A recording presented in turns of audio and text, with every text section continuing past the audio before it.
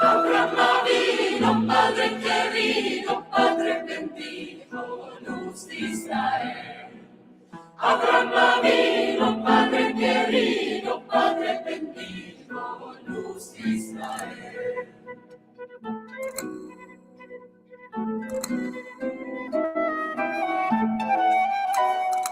Cuando el rey Nimrod al campo salía, vino en el cielo y en la estrellería, vi ídolo santa en la judería, que había de nacer Abraham vino. Abraham vino, Padre querido, Padre bendito, luz de Israel.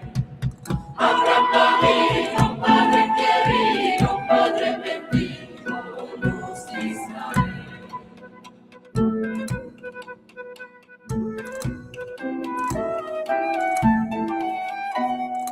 La mujer entera no penada, día ella preguntaba, ¿qué tiene la cara tan demonada? Ella ya sabía, el bien que tenía. Abraham vino, Padre querido, Padre bendito, luz de Israel. Abraham vino, Padre querido, Padre bendito, luz de Israel.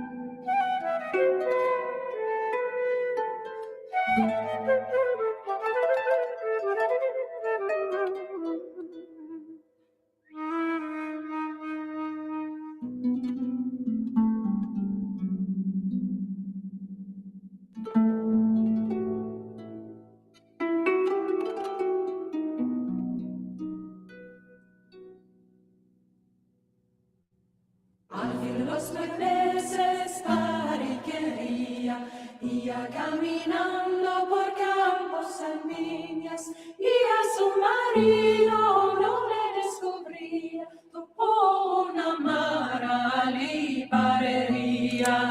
Abraham vino, Padre querido, Padre bendito, luz de Israel. Abraham vino, Padre querido, Padre bendito, luz de Israel. Abraham vino, Padre querido, Padre bendito, luz de Israel. Abraham vino, Padre querido, Padre bendito, luz de Israel. Abraham vino, Padre querido, Padre bendito, luz de Israel.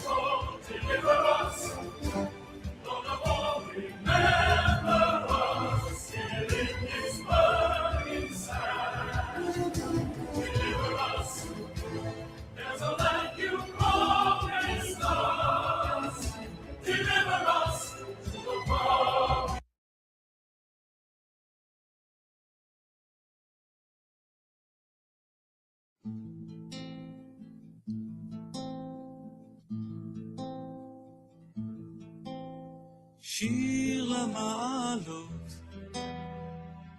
אשא עיניי אל ההרים, מאין יבוא עזרי,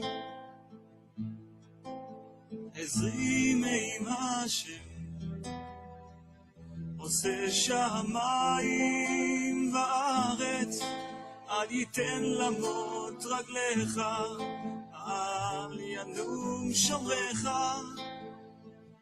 הנה לא ינום ולא ישן שומר ישראל, השם שומרך, השם צילך, על יד ימינך. יומם השמש לא יככה וירח בלילה, השם ישמורך מכל רע, ישמור את נפשך, השם ישמור צאתך ובואך, מעתה ועד עולם. שיר למעלות, אשא עיניי אל ההרים, מאין יבוא עזרי,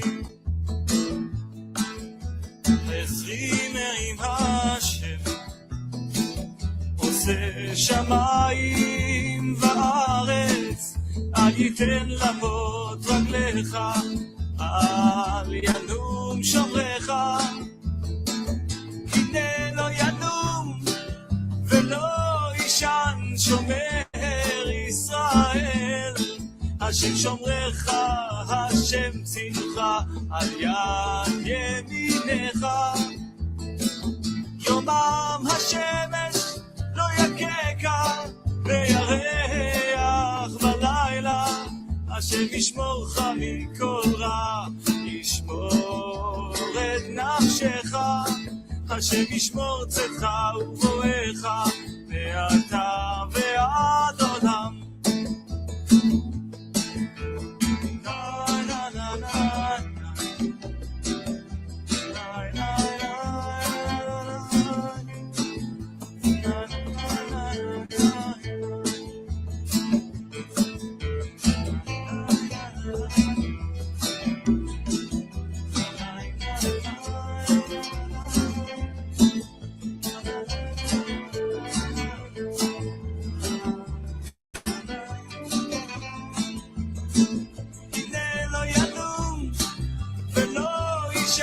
שומר ישראל, השם שומרך, השם צילך, על יד ימינך. יומם השמש לא יככה, וירח בלילה. השם ישמורך מכל רע, ישמור את נפשך. השם ישמור צאתך ובואך, מעתה ועד עולם. אוי אוי אוי אוי אוי, שיר למעלות ישראל.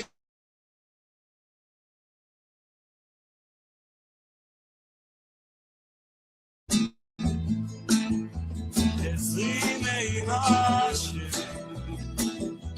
עושה שמיים וארץ, אני אתן לרות רגליך, על ינום שומרך. אוי אוי אוי אוי אוי, שיר למעלות שא עיניי אל ההרים, אוי מאין יבוא עזרי.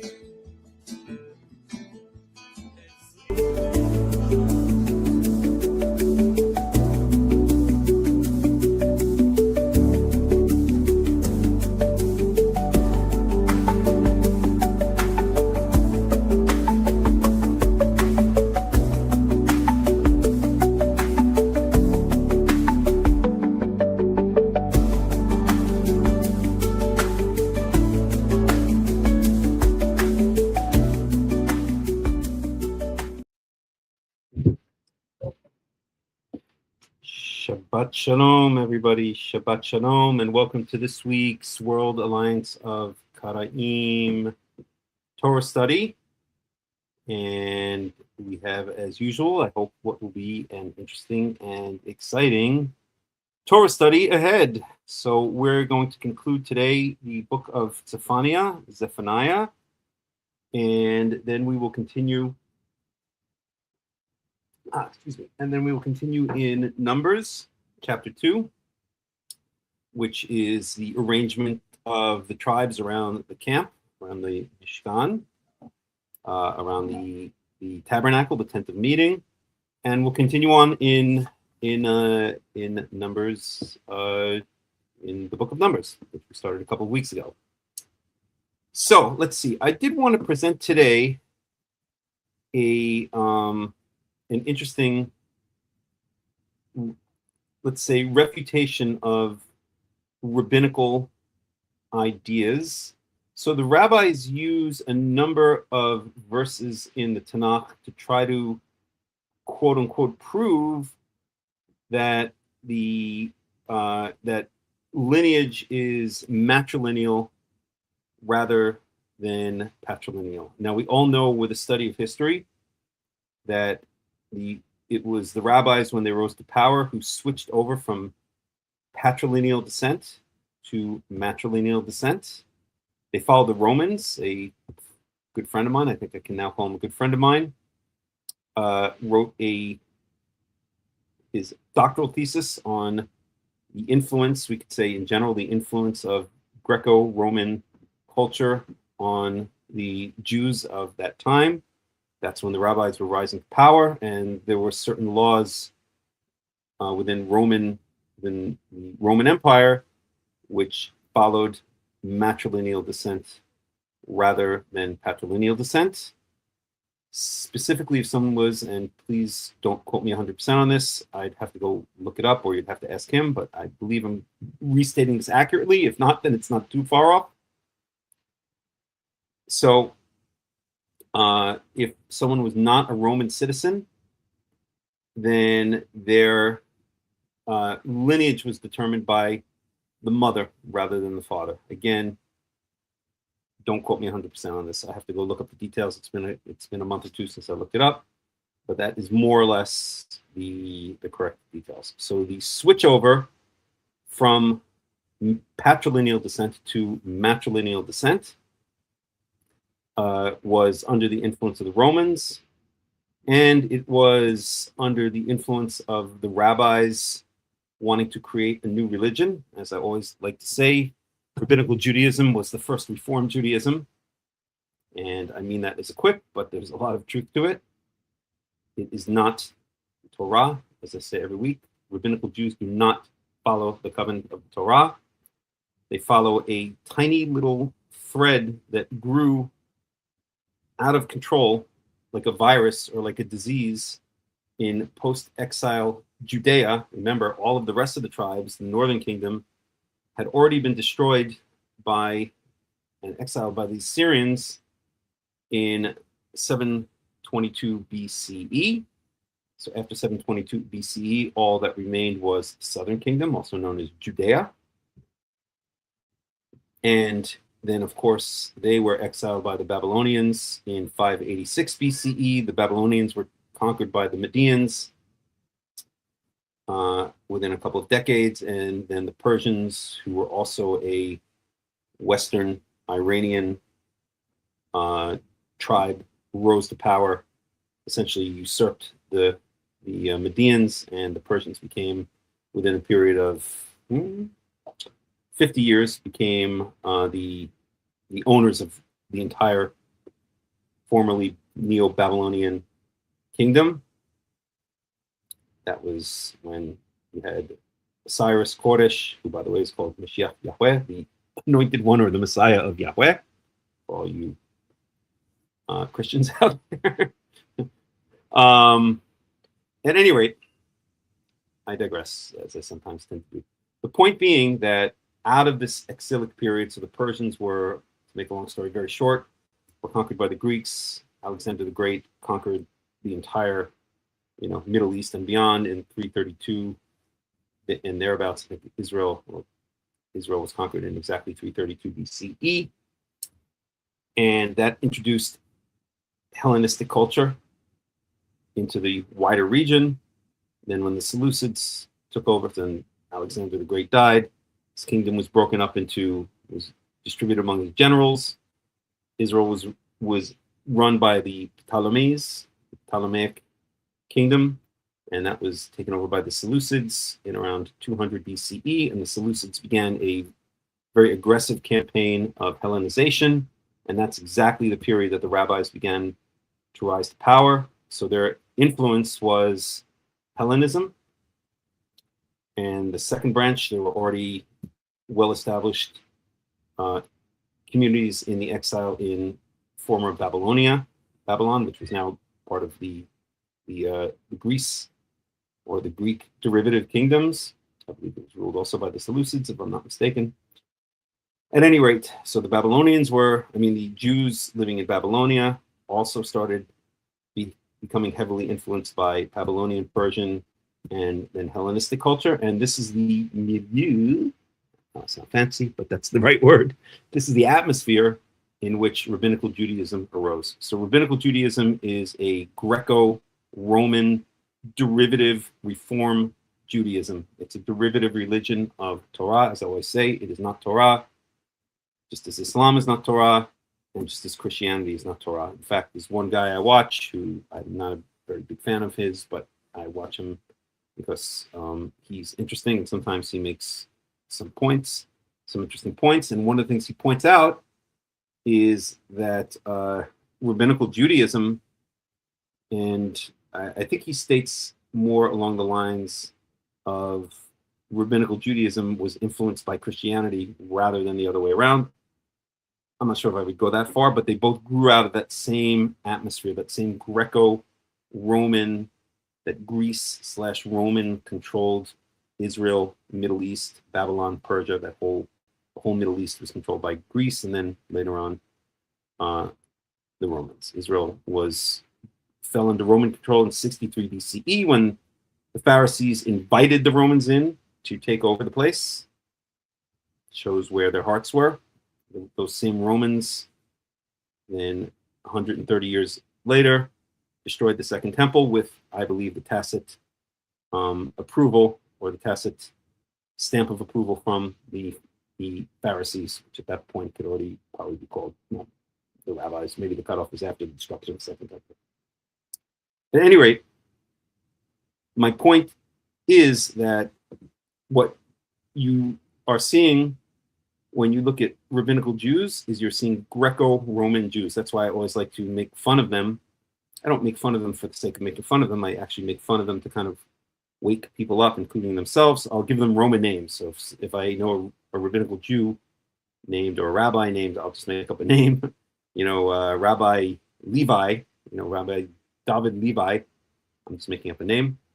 I'll call him Rabbi Davidis Leviticus or something like that to show that really he's just a Roman citizen, just as the Catholic Church, is the last vestige, very powerful, but last vestige of Rome. So the Roman Empire still exists today in a certain sense, and all those that are under the control of the Catholic Church are in a sense Roman citizens, not literally, but in a certain cultural sense and religious sense.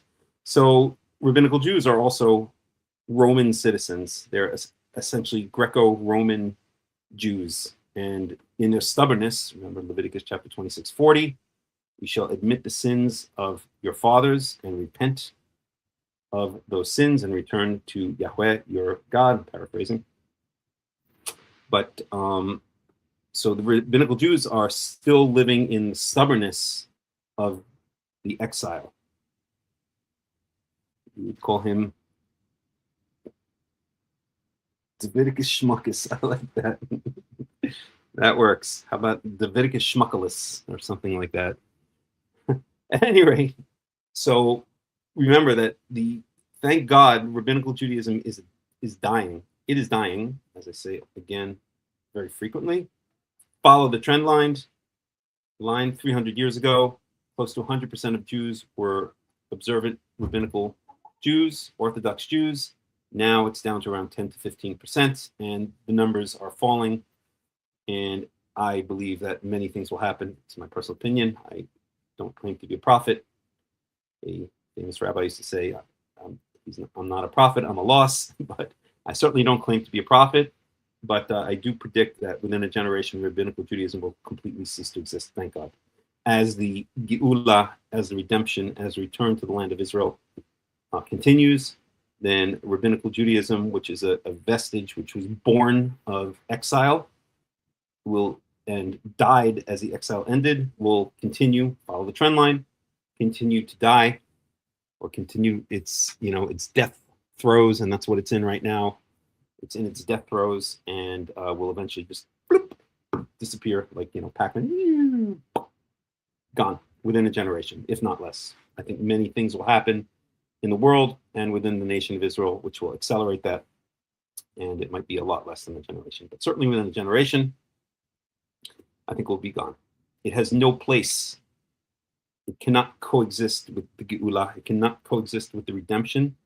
It cannot coexist with the return of the people of Israel to the land of Israel. Thank God I live here in the land of Israel, in the Golan Heights. Love it here. It's the most beautiful part of Israel, in my opinion. I have beautiful views of the Sea of Galilee from up on the heights here, and the nature here is just incredible, especially in the wintertime and the early spring and the spring. At any rate, hold on, some noise outside. Let's wait for it to dissipate. At any rate, so rabbinical Judaism cannot coexist with the redemption, with the return of the people of Israel to the land of Israel. I feel very sorry for the Jews especially in the United States, who are still stuck there and stuck in their rabbinical Judaism. Again, look what's happening in the United States. The Jews are becoming more and more despised. They're becoming more and more reviled. They're becoming more and more rejected. And if you subtract 100 years, it's uncanny how many of the same things were happening in Germany in the 1920s as the Weimar Republic continued to rule over Germany, a very liberal, weak, kind of left-wing government. And this, of course, just led to ultimately backlash. And that backlash was the Nazi Party rising to power. So I see very similar trends in the United States right now. Of course, Donald Trump is not exactly a leftist, but there are leftists swarming around all over the place. And of course, we know the one thing that the leftists and the right wing can agree on is their hatred of Israel and their hatred of the Jews in the United States. So it does not bode well for the Jews. I did a video about a half a year ago when I was back in the United States. I spent about close to a year back in the US visiting family and dealing with some family issues. And I did a video, the Jews have 10 years max left in the United States, and I still hold by that. It's going to get very bad there. And so that will be the end of rabbinical Judaism in the United States. And I don't know how many people are going to physically make it out of the United States, just like not too many made it out of Europe in the 1920s, 30s, and 40s. So I see incredible parallels between the situation in Europe 100 years ago and the situation in the United States now. As I always like to say, the United States, outside of Israel, the United States is the last large population of Jews in the world. So the United States has around 6 million Jews. Number 2 after that is anybody? France, with about 400,000 Jews. That's it. And it goes downhill from there. So the last large population of Jews outside of the US is the United States. I, of course, grew up in the United States in New York City, in Queens. And, you know, there was no shortage of Jews where I grew up. Let's put it that way. So that will be the end of rabbinical Judaism one way or another in the United States. And so whatever remains in Israel, also parents are struggling. They're desperate to try to hold, by hook or by crook, hold their children into rabbinical Judaism. Many of the children, including those who are born into Karaite, ultra-Orthodox families, want nothing to do with that form of Judaism and are branching out and exploring their own ways and their own directions. And the parents are in a frenzy trying to prevent that from happening, but it's a losing cause. Rabbinical Judaism is on its deathbed. It's in its death throes, and it will not last more than another generation. So, and that's, of course, from our point of view, that's wonderful. From the Karaite, Neo-Karaite / Choserim B'Tanach, that's what I like to call our movement, Choserim B'Tanach. If you understand Hebrew, you know exactly the implications of such a phrase, what it means in the cultural aspect of modern Israel.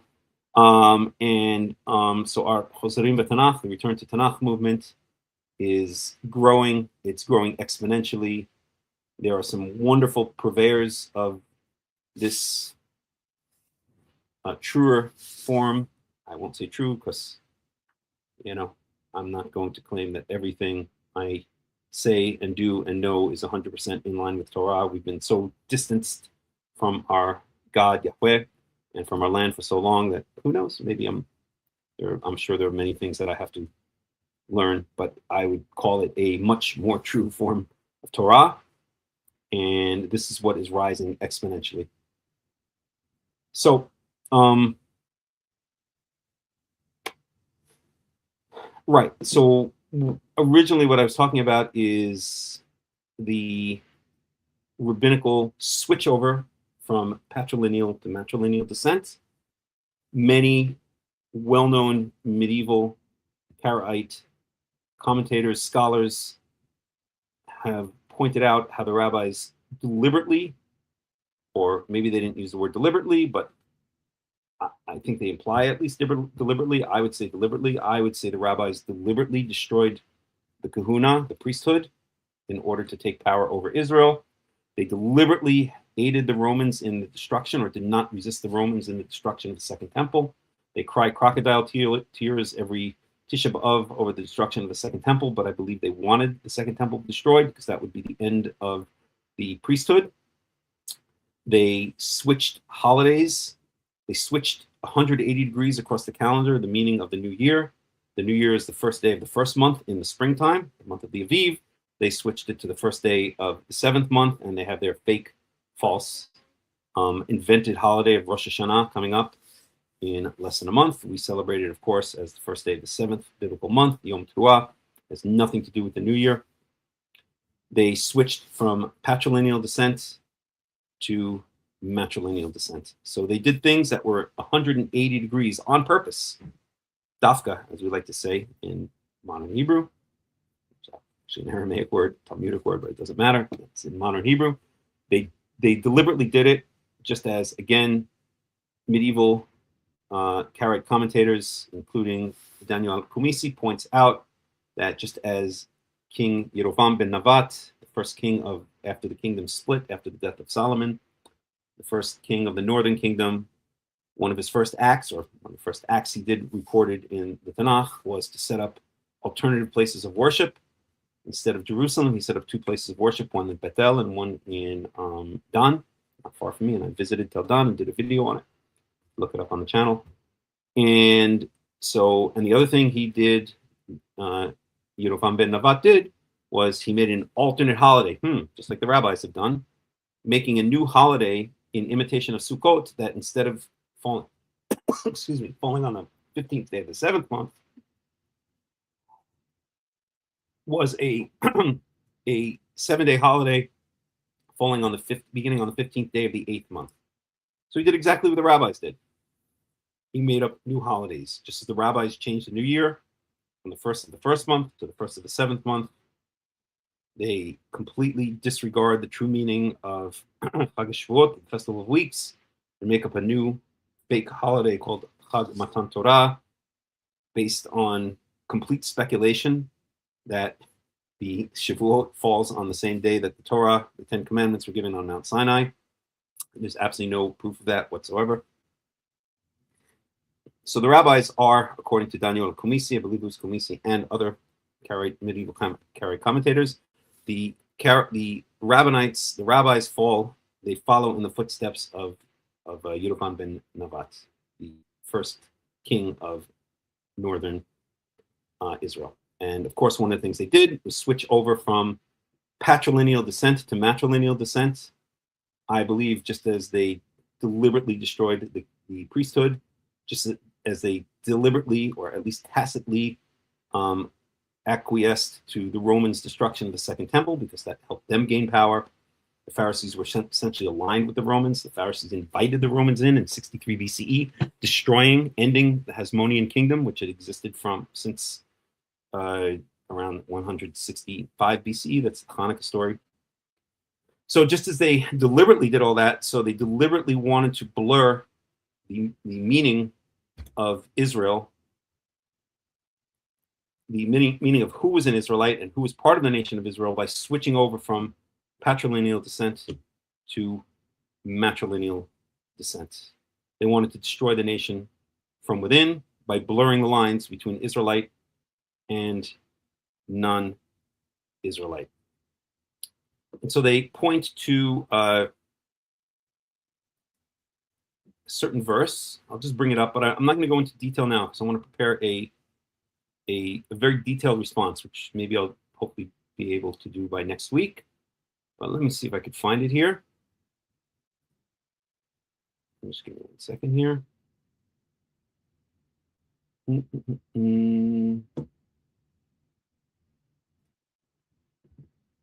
Just give me 1 second, and I will try to find it.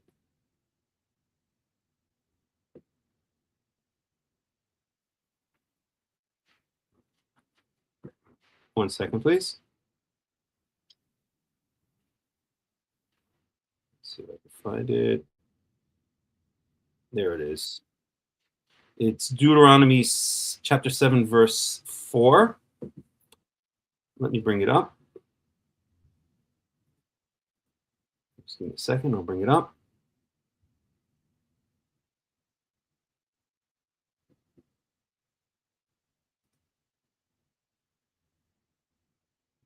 One second. In fact, let's do this a different way. So there's this person online named Henry Abramson who gets a lot of play and claims to be an historian. And he is. Some of his stuff is good. But he's also a rabbinical propagandist. He's not truly an historian. He is a rabbinical propagandist who masquerades as an historian. And so whenever it comes down to the rabbis, the Pharisees and the rabbis, they can do no wrong. He always distorts history to attribute only good, correct, and righteous motives to their decisions. And so let's listen to him for a second.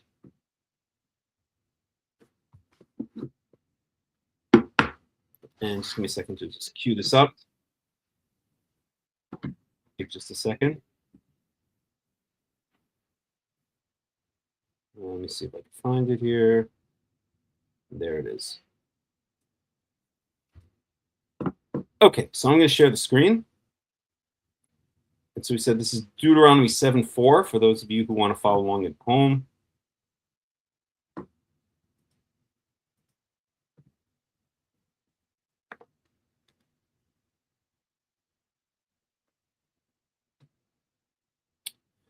And let me share the screen here.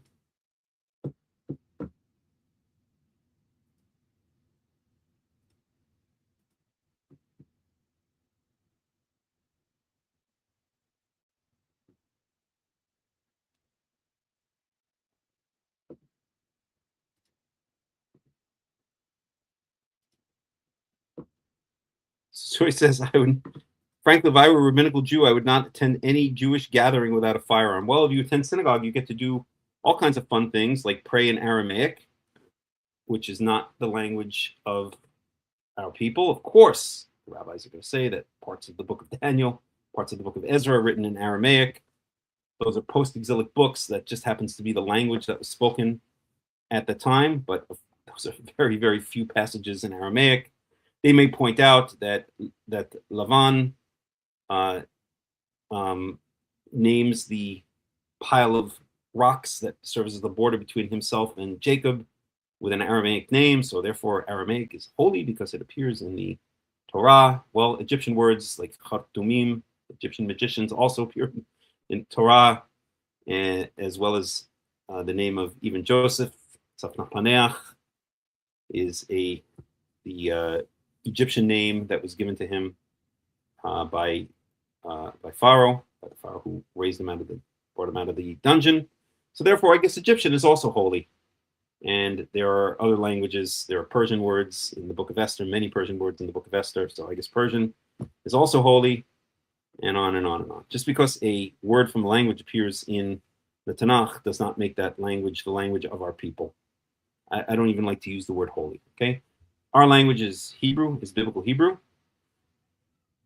And that's the only language we should be returning to. So the rabbis, if you go to a rabbinical synagogue, you get the privilege of praying in Aramaic, many prayers in Aramaic, which is not our language. You get to bow down. You get to violate the 10 Commandments, the second commandment, by bowing down to a Torah scroll and kissing it. If a Talmud falls on the floor, you get to pick it up off the floor and kiss it before you put it back on the table. And you get to make sure that you stack books in the correct order of holiness. So the Mishnah will go back on top of the Talmud. So you get to do some outright, should we call it idol worship? Borderline idol worship. You can also get the privilege of going to the graves of dead rabbis and praying to them at their graves. No, I'm sorry. We're just asking them for intercession. We're not praying to them. We're praying to God in their name. Bullshit. These people are praying outright to the dead. I saw it. I did a video. Again, you can check my YouTube channels, a video of visiting the Rambam's grave in Tiberias, and these people were praying at the grave. And listen, I didn't hear their prayers, but it certainly looked like they were praying to the Rambam, which is really stupid. Rambam was, as one YouTuber likes to call him, a Muslim Jew or an Islamic Jew.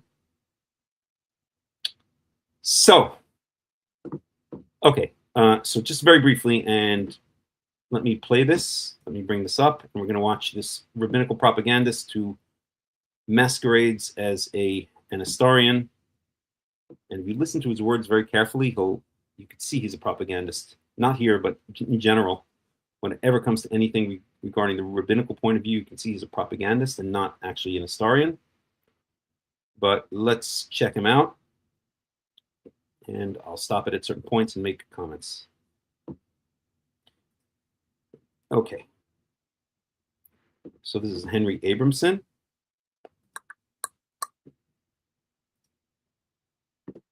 And off we go. Chapter 7, verse 4. So verse 3 says, do not intermarry with them, meaning the surrounding non-Jewish nations. Do not give your daughters to the sons or take their daughters for your sons. And then in verse 4 it says, Ki yasir et bincha me'acharai va'avdu Elohim acherim v'chara af Hashem bachem v'hishmid. First of all, for a professor of Jewish history, which is essentially what he is, he always points out he's not a rabbi. He certainly looks like one. His pronunciation of Hebrew is hideous. It's just embarrassing. But neither here nor there. Maher, right? Now let's look at the translation. It says, for they will turn your children away from me to worship other gods. And the Lord's anger will blaze forth against you, and he will promptly wipe you out, right? Really strong word of criticism, I think. The problem with this particular passage, and normally Sefaria is amazing, but they're relying on translations that in many cases are already extant, and this translation is a little bit of a distortion. If we look carefully at the English, it's not for they, which is in the third person plural. It really should be for he, right? Okay, so technically he is right about what he's saying here. So I'll just let him speak, and then we'll see why it's a bunch of nonsense. But technically speaking, he's kind of right. The word in Hebrew is ki yasir, which is male, masculine, singular. For it's really he will turn your children. Now, your children is also not in the plural. It should be in the singular masculine, for your son, So here he's also right. He's not right. So what he's doing now, what he's doing is taking the typical rabbinical interpretation, which is reading into the text. And let me just bring up a word that I would like to share with you.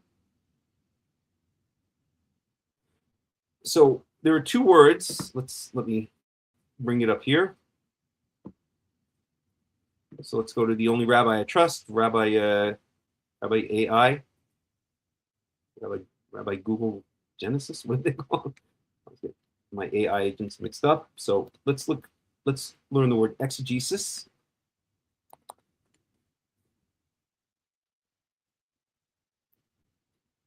Let's make this a bit bigger. Oh, I'm sorry. I'm not sharing the entire window, so I'll just read it. So exegesis is the critical explanation or objective interpretation. Okay, so keep in mind the word objective interpretation of a text, focusing on uncovering the author's original intended meaning.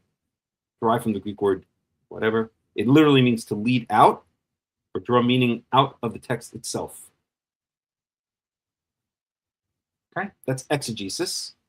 In fact, let me grab this. Put it up on the screen.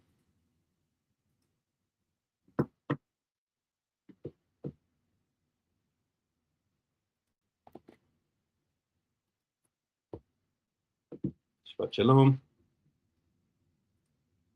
Okay, so that's exegesis. Thank God we've covered his face over. He ain't much of a looker. I'm sorry, that's a cheap shot. Oh well. Tough nuggies. So that's exegesis. And then there's another word that we should learn, which is less common, but it's what this guy is really doing here, and that's called eisegesis.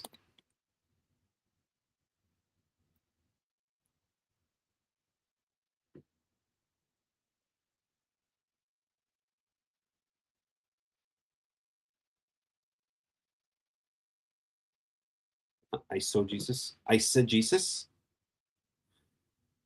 So eisegesis is the process of reading your own preconceived ideas, personal biases, or modern cultural agendas into a text instead of letting the text speak for itself. An eisegetical approach forces the text to say what you want it to say. Let's put that one up.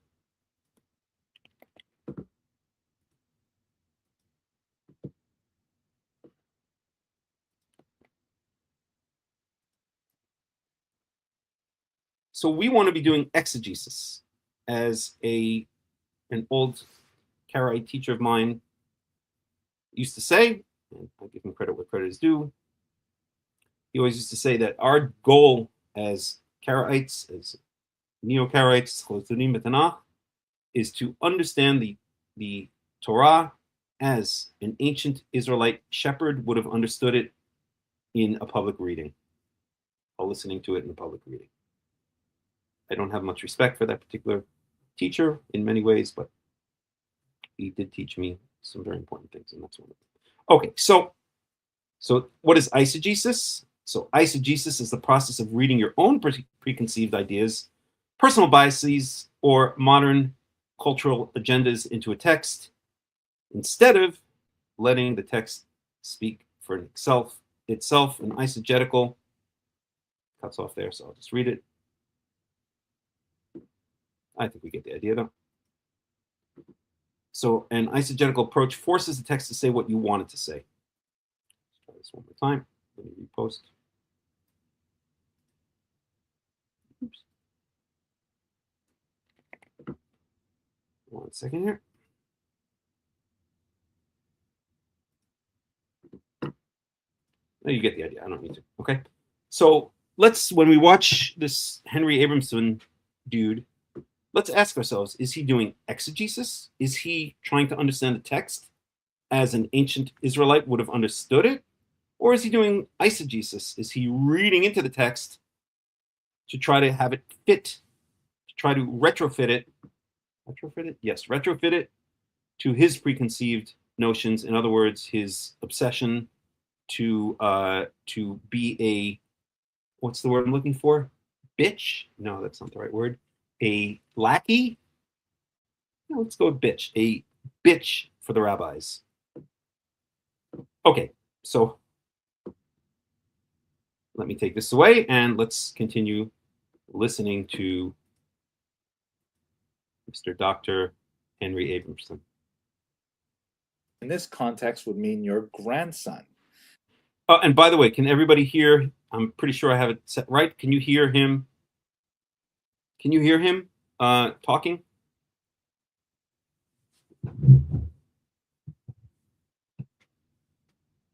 Can you hear him when I play the video? You guys can hear him talking. Please just type in a 1 or a Y if you can. I'm going to assume the answer is yes. A little low? Okay, I'll make it. Okay, I'm going to make it louder. Thank you. 1 second. Okay, hopefully that's better. That's about as loud as it can go. Wait, so let's understand this properly. It says, for he, meaning your son-in-law. It can't be your daughter-in-law because it would say for she. It would put it in the feminine. And by the way, in Hebrew, there is no neuter gender. Every single noun or pronoun has to be either male or female. So it's binary here. There's no other choice. And that's not entirely true. There are some nouns which are dual. They can be both male and female at the same time, but I guess he's not that much of an expert in biblical Hebrew as he claims to be, but at any rate. Is masculine. So this means that if you have to imagine yourself as a grandparent, if your daughter marries a non-Jewish male, if you as a Jewish person have a daughter who is Jewish and she marries a non-Jewish male, the non-Jewish male, according to this verse, will turn your son, which is your grandson, away from God. That's the statement of the verse here. Let's look at it in the commentary of Rashi. I have it abbreviated on the right here, but let's look at it in greater detail. So Rashi here is quoting the Talmud. So now he's going to Rashi, the worst Torah commentator in the history of Judaism, as I always like to say, and I always like to call him, instead of Rashi, Rash. Let's lap off the final I.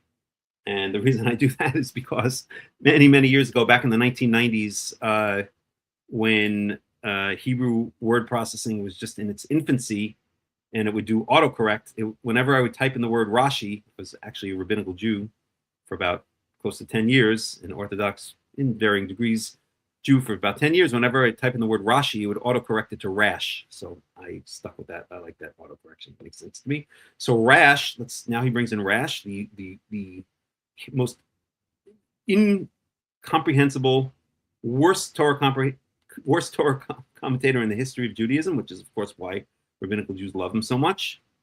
And I don't hate all rabbinical commentators. There's some excellent ones, and I always point out the Ibn Ezra, excellent, Karaite leaning in many ways, not Karaite for sure, but Karaite leaning in his interpretation of the Torah. But Rashi's the worst of the worst. He's a hideous Torah commentator. Anyway, so here we go. Tractate Yevamot 23a, and it reads like this, i.e., the son of the heathen, meaning the non-Jew, when he marries thy daughter, will turn away thy grandson, whom thy daughter will bear unto him, from following me, i.e., following God. This teaches us that thy daughter's son, who was born of a non-Jewish father, is still called your son, but your son's son, who was born of a non-Jewish woman, is not called your son, right? Because the verse only talks about the situation in which your grandson by your non-Jewish son-in-law would go away from God. It does not even bother talking about your grandson from your non-Jewish daughter-in-law because... Okay, this is getting a bit confusing. Let me try to pick it apart. We're through with him. I'll leave Mr. Propagandist and Rash on the screen for a second. Let me just share it a slightly different way.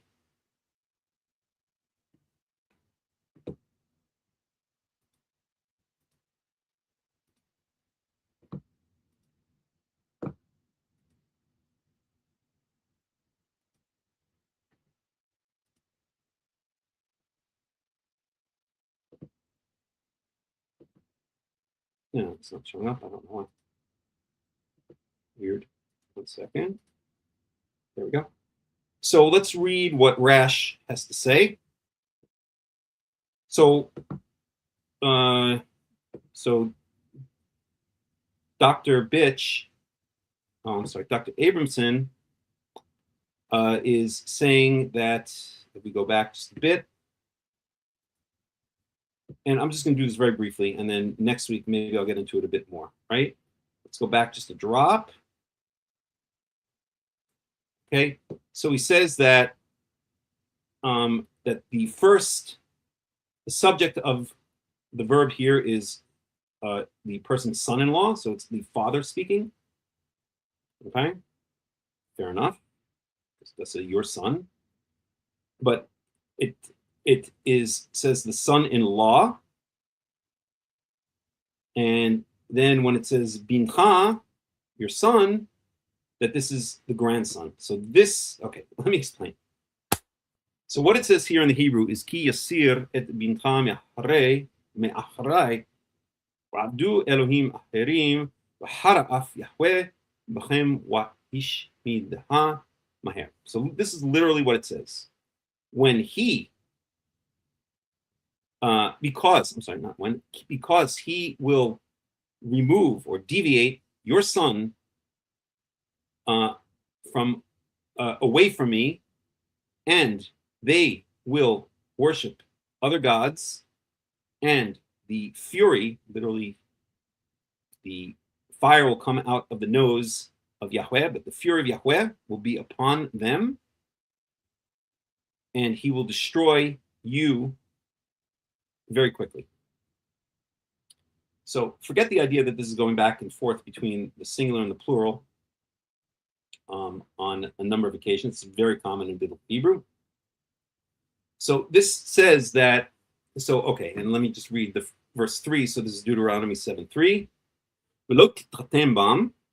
So this is speaking about the 7 nations, the Canaanite nations. Do not intermarry with them. And then we get clarification. We have here what's called netnach. That's a semicolon. Should not give your daughter to his son. And his daughter you shall not take for your son. Okay. So what does this mean? Okay. Do not intermarry with them. Do not give your daughter to his son. To whose son? To some Canaanite guy's son. Okay, that's clear. And do not take some Canaanite guy's daughter for your son. So that's what verse 3 is clearly saying. Okay.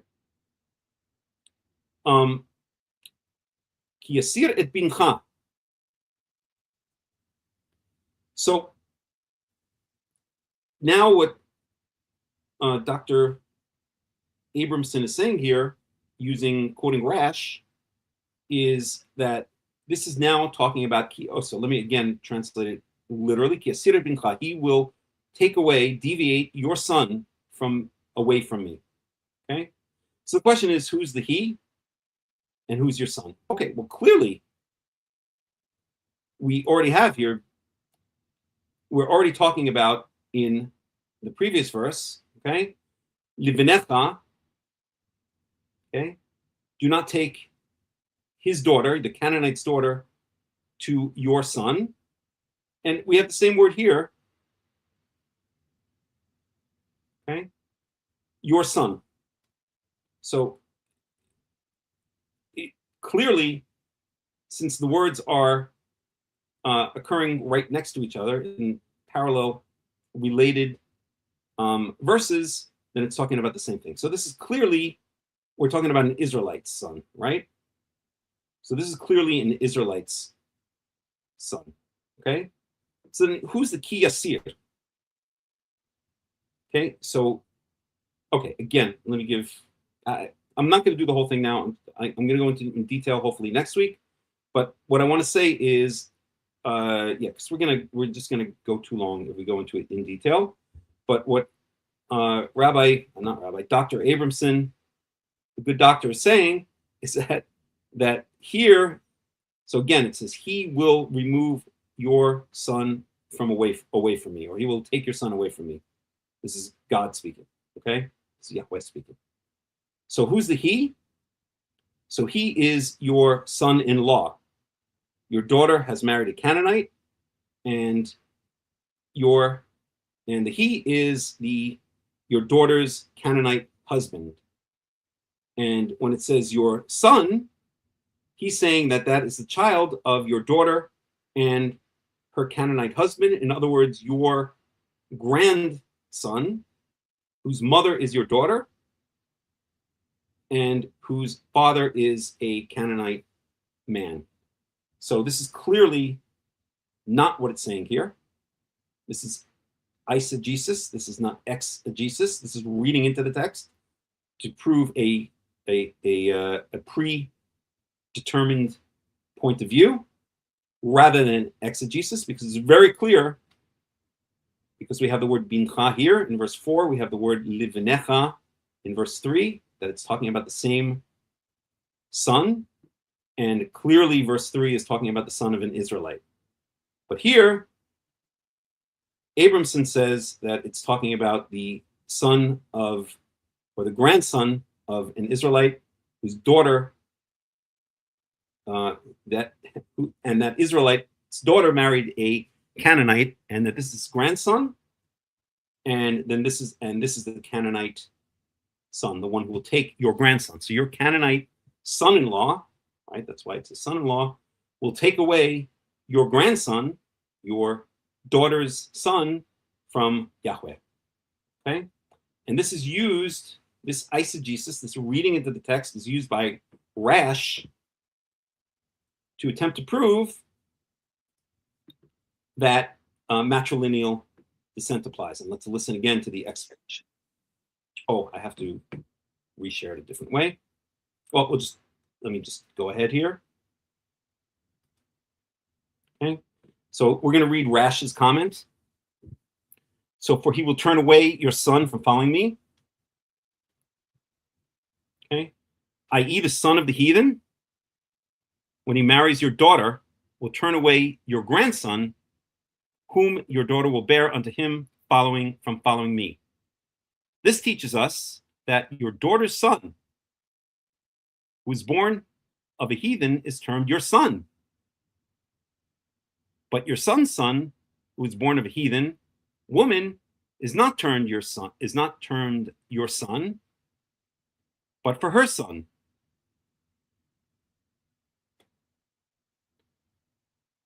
Okay, so what is he saying here? He's saying that, let's go back to this verse. Okay, so he's saying that this son really means the grandson. Let me bring it back here so we get the markings on the text. Okay, so this first, the subject of the sentence, he will take away your son. So your Canaanite son-in-law, your daughter made a mistake, married a Canaanite, and that Canaanite son-in-law, your Canaanite son-in-law, will take away your grandson from Yahweh. And this clearly, in the eyes of Rash and Dr. Abramson, means your grandson, then therefore, because your grandson is called your son, and the son's father was a Canaanite, but the son's mother, again, in Rash's opinion, and the son's mother was an Israelite, so therefore this proves that the only reason you can call this grandson your son is if he's still an Israelite. Again, that's a leap of faith or a leap of stupidity.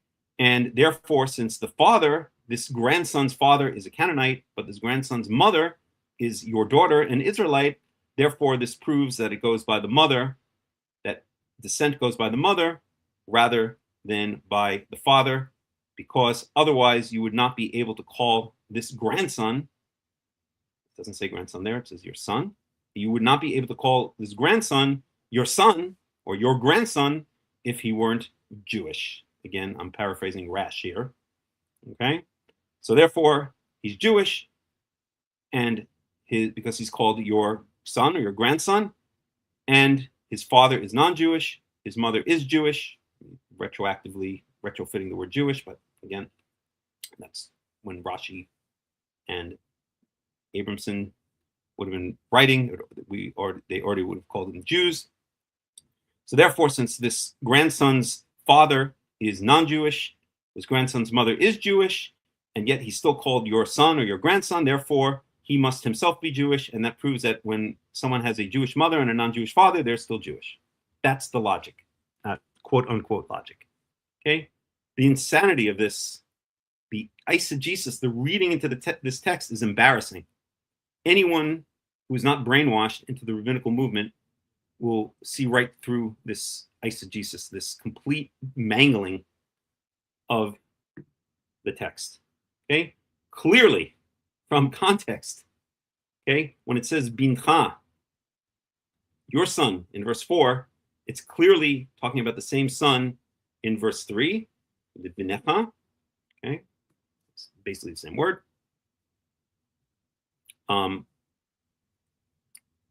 The only reason it's vowelized different is because you have the l, the lamed preposition, which means two, but otherwise it's exactly the same son. Le vinecha, bincha, same word, means your son. Verse 3, it clearly means your Israelite, Mr. Israelite, your son. And so here, it can only mean your son, okay? So ki yasir. So then the question is, so it says that someone will take your son, I'm an Israelite, will take my son away from Yahweh. Who is this someone? Well, there are a number of explanations, including grammatical explanations, that explain this very clearly. Okay, so this could be, I think I'm going to get into it next week because I want to prepare proof texts. But let's just say that there are some very simple and straightforward explanations, including the idea that this is, that the, again, I'm going to have to get into some grammatical details, but for those of you who are familiar with biblical Hebrew, that the active future is really an expression of the passive, that your son will be taken away. Or it could just mean the generic Canaanite, okay, the Canaanite or representative of the Canaanite nation, or the abstract plural, the Canaanite nation in general. Whoever it is, or whatever the grammatical possibilities are here, and there are a number of them, I would say that really this, again, is just representing, it's using the active to represent the active future to represent the passive. So really the way to translate this would be, because your son will be taken away from before me. This is Yahweh speaking. By doing what? By marrying a Canaanite woman. And it has nothing to do whatsoever with matrilineal descent. You really have to twist yourself into a pretzel, which this guy looks like, it's more like he's been run over by a truck than twisted into a pretzel, but one of the two. And you really have to do a number, as we saw he and Rash did. Well, he's just quoting Rash, in order to come up, in order to read into this, in order to do the eisegesis, to eisegetically say that this is somehow a defense of matrilineal descent. Again, I will go into the grammar specifically, hopefully next week, and I will bring proof verses to show that this is the case, but there's no way that this can mean your grandson. It clearly means your son, because it's the same word as used here. These two verses are part of the same thought, part of the same law, you could say. And so the rabbis had to play gymnastics or do gymnastics. They had to become very creative, very innovative, in order to come up, in order to use this verse to somehow prove their desire to deliberately cast off what the Torah and what the Tanakh say throughout the entire Tanakh. And we'll go into one other verse in Ezra at another point, and show why that also is not a proof of matrilineal descent. Those are their two main verses. But to change the Torah from patrilineal descent, which is clear throughout, we're going to see it. We saw it already in Numbers. Your father's house, your family, your father's house. We saw that phrase used a number of times. To change from patrilineal descent to matrilineal descent, just as they changed the new year from the first day of the first month in the springtime to their fake holiday of Rosh Hashanah, the first day of the seventh month, which their fake holiday is coming up soon. Of course, we celebrate it as it truly is spoken about in the Torah as Yom Teruah, the first day of the seventh month, the day of shouting out to heaven, crying out to heaven. And just as they have done so many other things with the Torah in their dying movement, which is thankfully on its last legs. So that's what I have to say for today. It's sad, actually. Can you guys see the screen there? I hope so. It's sad, actually, but thank God this, oh, why is it not showing up? That's weird. I don't get it. That's weird. I don't get it. I don't know why it's not showing up on the screen, but it doesn't matter. Okay. What's going on here? At any rate, I hope that was able to get across. And are there any questions?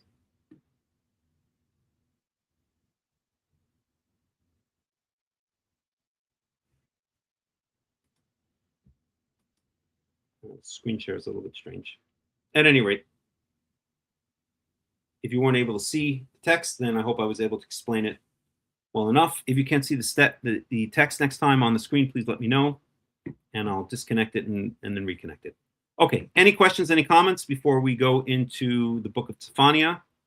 So we are in Zefaniah, in Zefaniah chapter 3, verse 9. We'll finish Zefaniah today, and then we will continue on in our journey with what are called the minor prophets, not because they're less important, but because their books are just physically shorter. Okay? So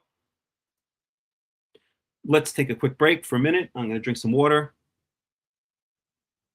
and put on a song, and we'll be back in just a second.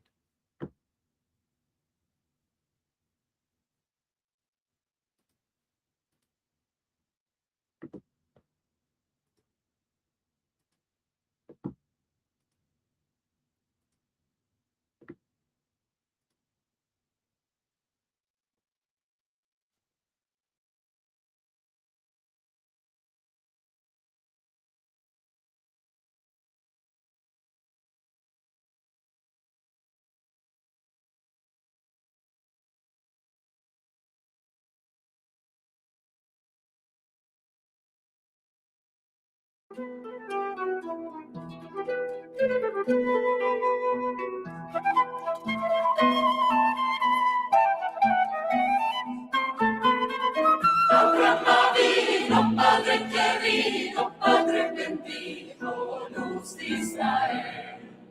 Avino, Padre querido, Padre bendito, luz de Israel.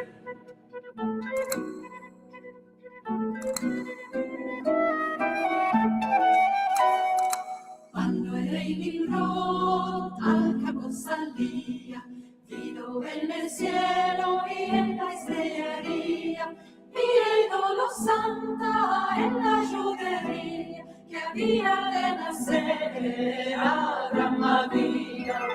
Abraham Avino, Padre querido, Padre bendito, luz de Israel.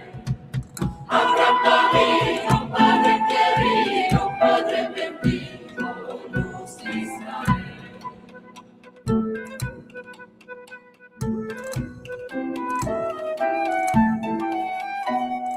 La mujer entera no nada, día en día ella preguntaba, ¿qué tiene la cara tan demonada? Ella ya sabía el bien que tenía. Abraham Avino, Padre querido, Padre bendito, luz de Israel. Abraham Avino, Padre querido, Padre bendito, luz de Israel.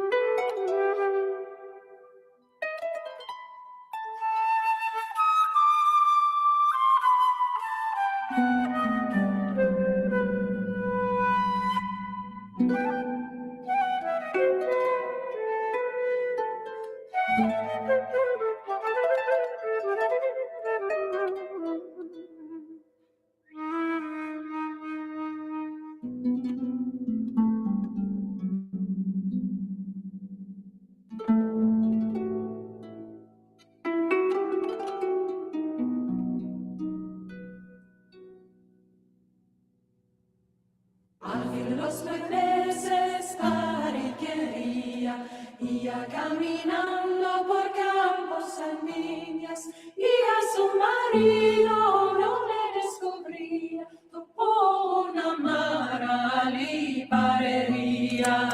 Abraham Avino, Padre querido, Padre bendito, luz de Israel.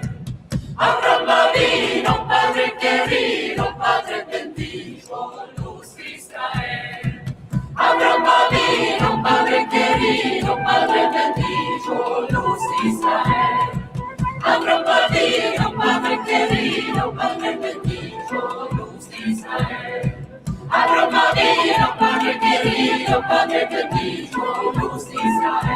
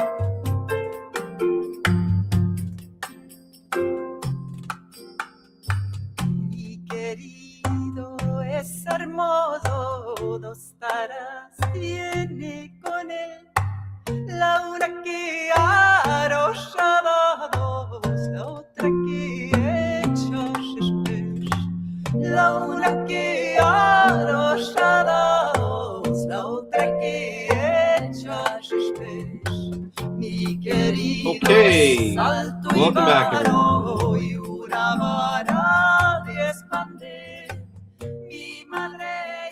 So once again, you are attending the World Alliance of Qara'im Shabbat Torah study, and I would be amiss if I did not do my usual plugs, at least for a couple of minutes. So we have a lot of important projects that we're working on. Again, I cannot overstate how important it is at this critical point in Israel's history, state of Israel, the modern state of Israel, the nation of Israel's history, to start getting the word out, to continue getting the word out about Karaism, Tanach-only, Chozrim b'Tanach, It's absolutely critical. I personally believe, and I'm not exaggerating, it's a matter of life and death for the nation. Those who stick with false forms of religion, such as rabbinical Judaism, I truly believe that when the you-know-what hits the you-know-what, then their lives are literally in danger.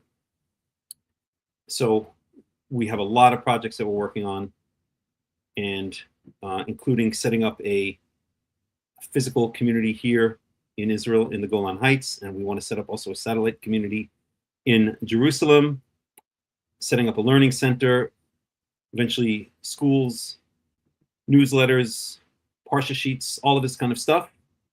And we need your financial assistance in order to be able to do all of this very, very important work. So if you have a rich uncle, or maybe you are a rich uncle, then please, write us a check with a bunch of zeros on it. I promise it will be put to good use. But if you're not a rich uncle, then other things you could do are to join the World Alliance of Qara'im. The QR code is up in the left, and the links, all of the links are in the descriptions.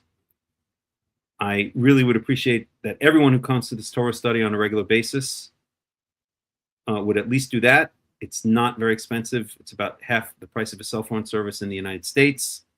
And I know some people in the study have done this and have donated in other ways, but some have not. And that's the least I would ask from you. If you have not, then please do.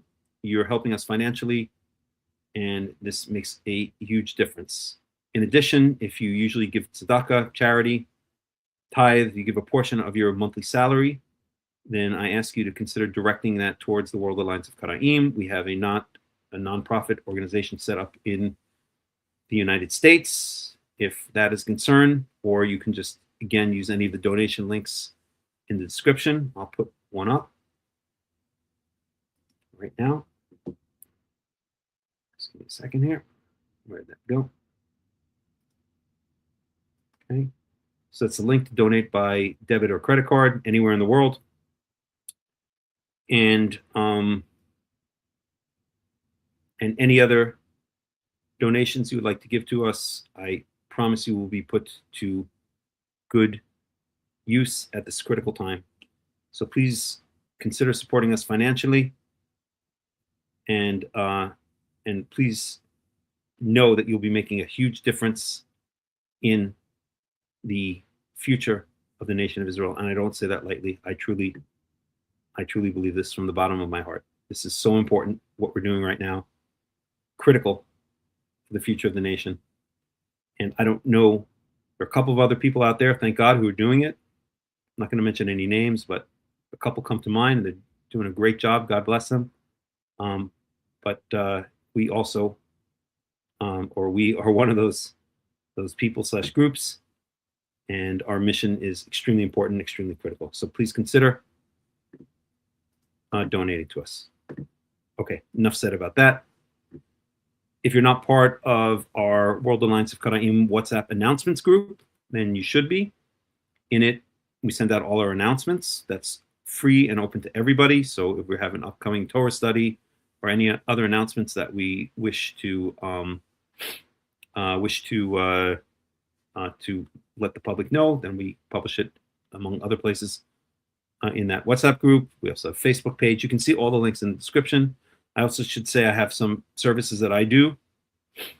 This is not part of the World Alliance of Qara'im per se. This is my own personal services. Of course, it was also a passion of mine, including the teaching of Biblical Hebrew. So I do private lessons in Biblical Hebrew. I know a number of my students, past and present, are here now, and we have just an amazing time. It's just it's really good stuff. That's what I could say. I have 1 or 2 slots left open at this point, and if you're interested in learning Biblical Hebrew on a one-on-one basis, then please contact me privately, and I'll be happy to do it. I also do what's called biblical life coaching. So the idea of biblical life coaching is to uncover Yahweh's mission in your life, or to help uncover Yahweh's mission in your life and help you work towards it. If you're interested in that, also contact me privately, and we could set up biblical life coaching sessions as well.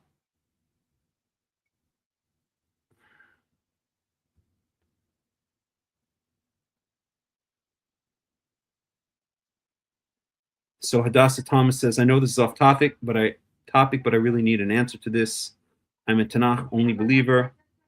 So how are we atoned for unintentional sins now since we don't have a temple? Thank you.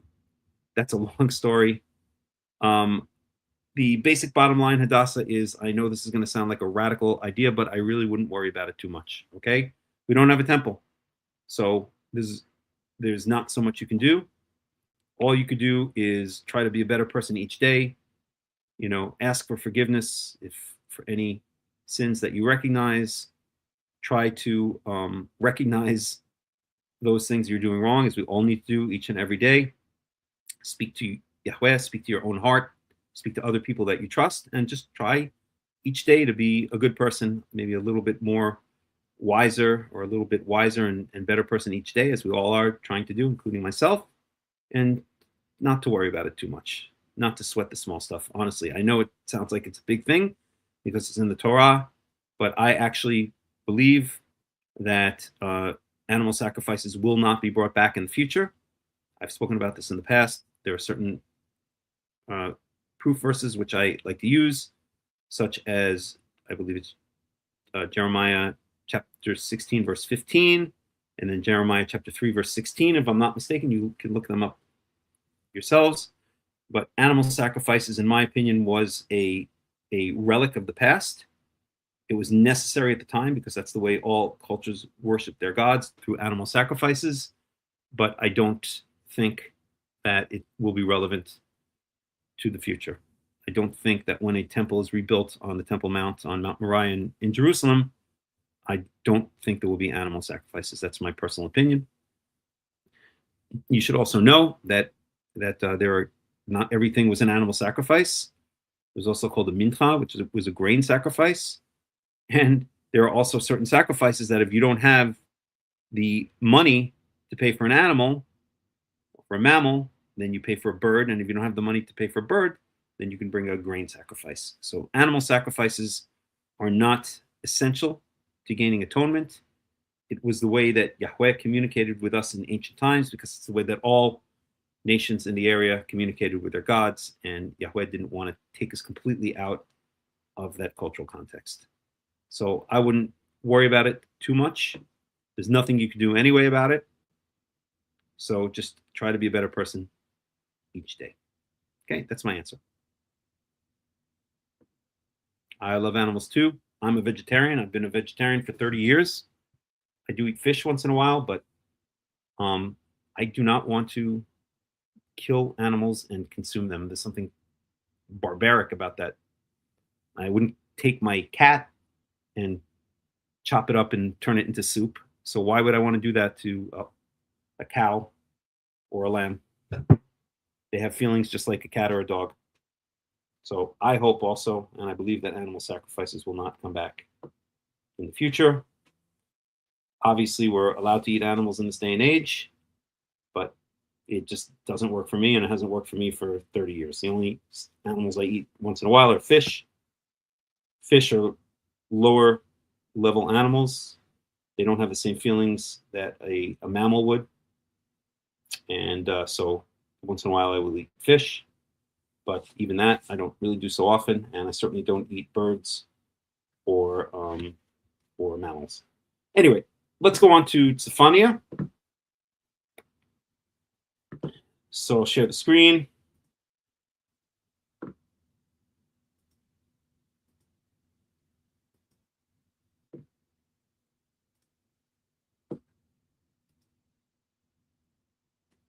And by the way, there are some well-known rabbis, not that rabbis justify it, but you should know that what I said is not an isolated point of view. So even very famously, a rabbi known as Avraham Yitzhak Cohen Cook also believed that animal, and he's very big here in Israel, died, maybe 100 years ago already, but essentially the founder of what's called the Dati Leumi, or the religious Zionist movement, who are slightly better than the ultra-Orthodox, slightly closer to true Torah observant, not by much, but slightly.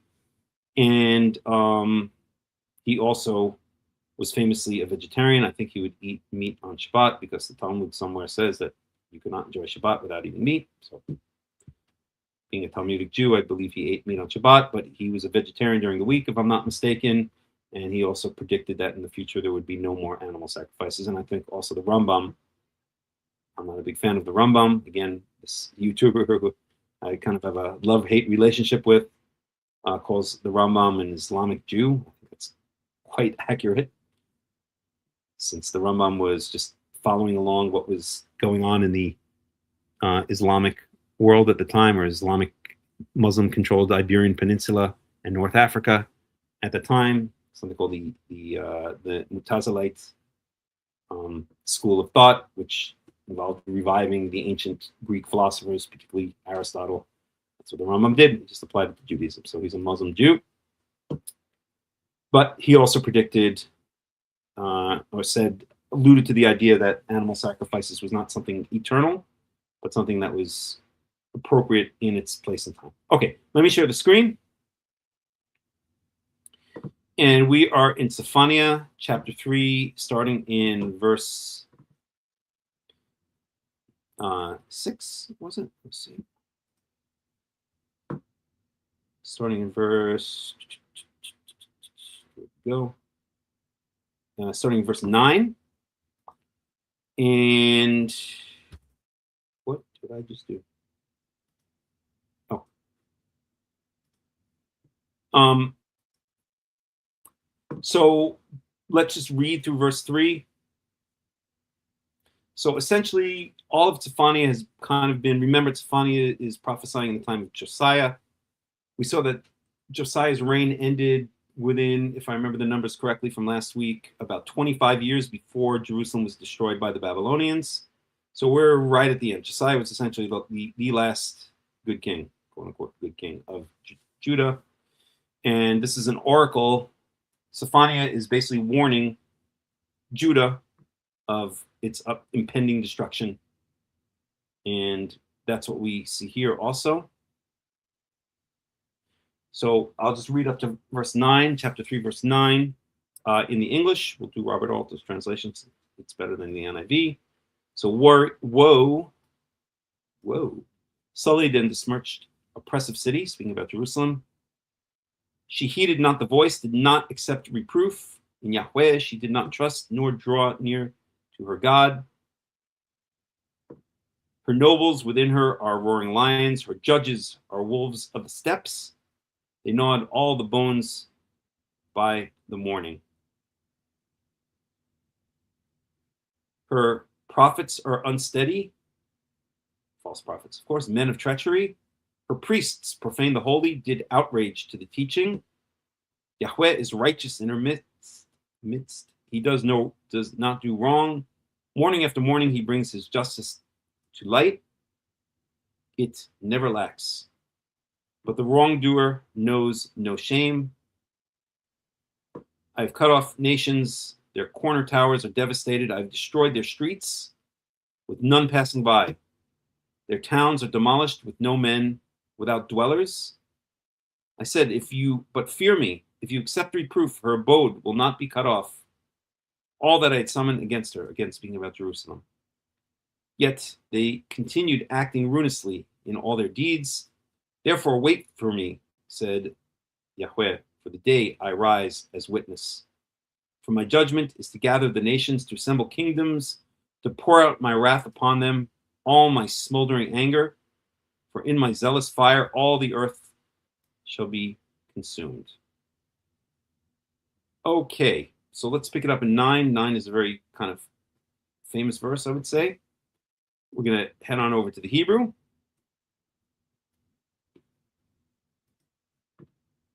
And let me just make sure everybody can hear me and see the screen, correct? Let's do a sound and vision check. Everybody can hear me and see the screen, see the text on the screen of Zefaniah 3 in Hebrew. please let me know just by typing in a 1 or a, okay, thumbs up works. Cool. Okay, so we're switching over to, or we're starting in chapter 3, verse 9 in Zefaniah. Okay. Ki az efoch el amim safa berura ikro kulam b'shem Yahweh le'avdo shem echad. Because then I shall convert or turn over all of the nations into or to a clear language.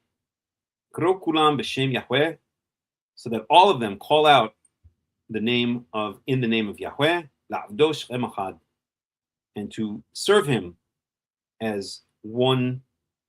Literally means one shoulder, but in one accord. They usually translate that as. Okay. We'll get a Robert Alter on that one. For then I will transform people with a pure language, for them all to call in the name of Yahweh, to serve him with single intent. And we have a commentary there, pure language.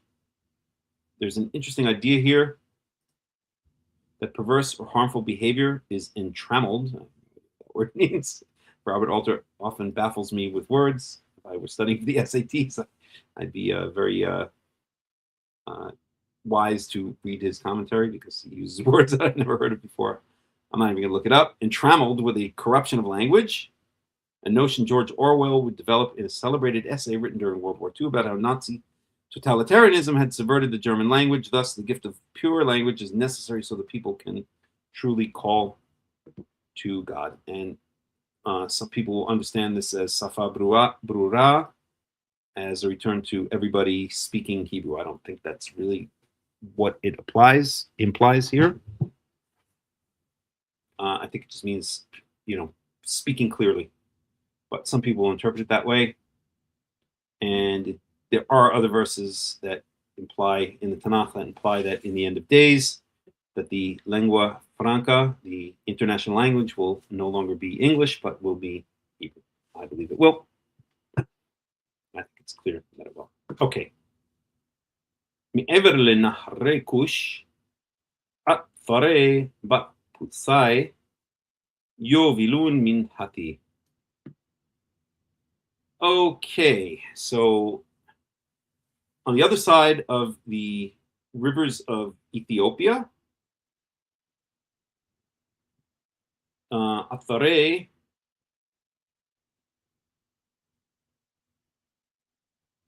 let's get Robert up on that one. That's kind of a rare word. Tira, Putsai, Putsi. Yeah, it's kind of a very poetic verse. So, okay, now I'll just do the Robert Alter translation on this one. So, from beyond the rivers of Cush, they who entreat me, that's Atarai. Atira is to entreat. Okay, Atar means to, this word right here, Atar means to entreat or to inquire of, I guess you could say. Bat Putzai, whom I dispersed. So that's how he's translated in Bat Putzai. So Lafitz, so yeah. Yovilun min Hatis, they shall bring to me my grain offering or my tribute. So let me just look up one or two things for myself. A very kind of strange construction. It's probably the only place it's used. Well, the root is used in other places, but in this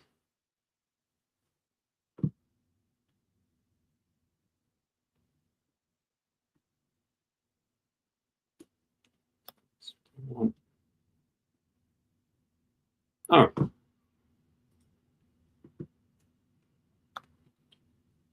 Anywho, so on the other sides of the rivers of Ethiopia, or across the river of Ethiopia, or rivers of Ethiopia, Atarai Bat Putsi. Again, it's kind of a very poetic language, but Those who I have scattered shall entreat me, and they shall bring tribute to me. All right, let's see if there's any commentary here. Cush. Right, in Cush. Right, it's Nubia, south of Egypt. So Cush is, like we said, basically Ethiopia or southern Egypt, Upper Egypt. Upper Egypt means southern Egypt where the elevation is higher. Okay. Verse 11.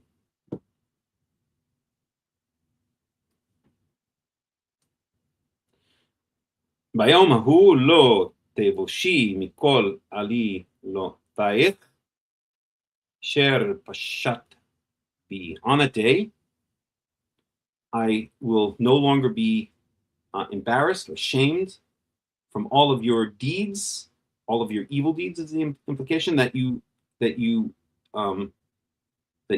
committed against me. So Robert Alter on that one. On the day you shall not be shamed by all your acts in which you trespassed against me. You shall not be shamed from all of the evil deeds which you did against me. Ki az asir mikirbech alize ga'avatech. Let's translate up to there. Because then I shall remove from your midst the ones who rejoice over your pride. Aliz means happy. So the rejoicers, the ones who are joyful over your pride. So Robert Alter deals with that one. For then I remove from your midst those merry with your pride. Velot tosifi ligavha od behar kodshi. You shall not continue to exalt yourself anymore on my holy mountain, or to be prideful on my holy mountain. It's very poetic. And no longer be haughty on my holy mountain. So there's any commentary there? There's not.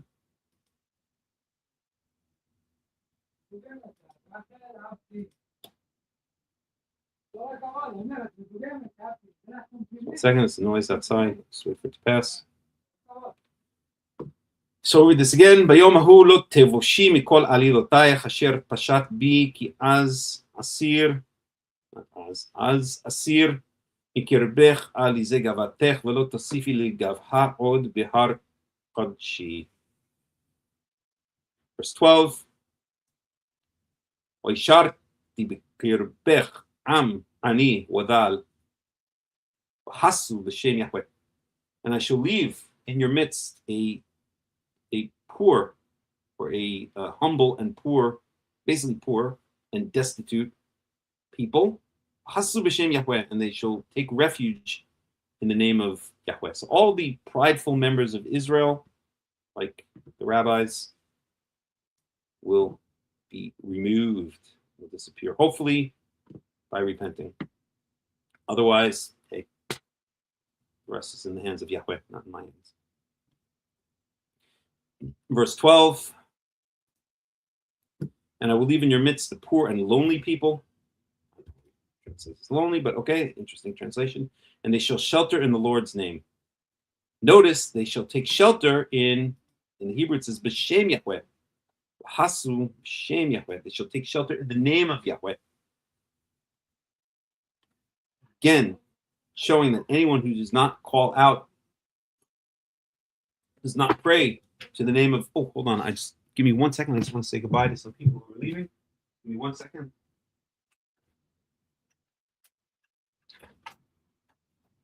Yitzhak.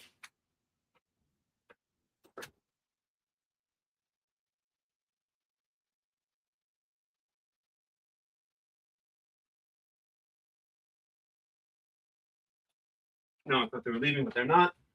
Leaving later. Cat, you have to go out. Okay, sorry about that. There were some people I thought were leaving who are not yet. They shall take refuge in the name of Yahweh.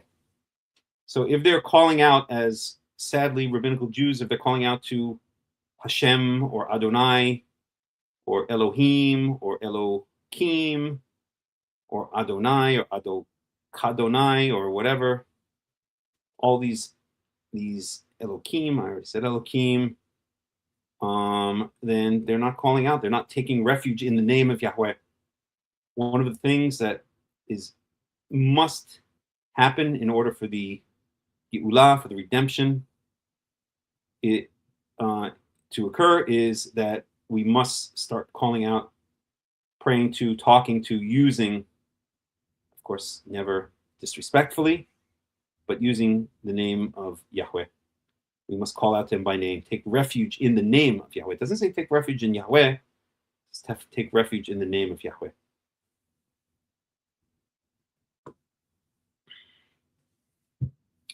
Okay. Just check in and see if there's any comments, questions.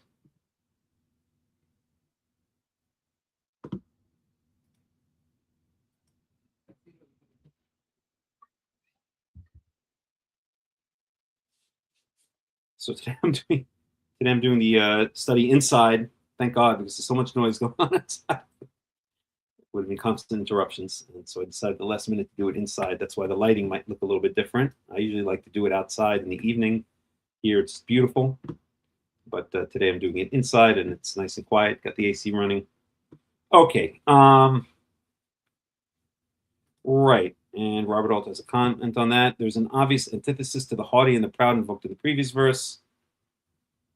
The sins of Judah are associated with the arrogance and self-importance of its ruling class, which will be replaced by the simple people who preserve the true values of the nation.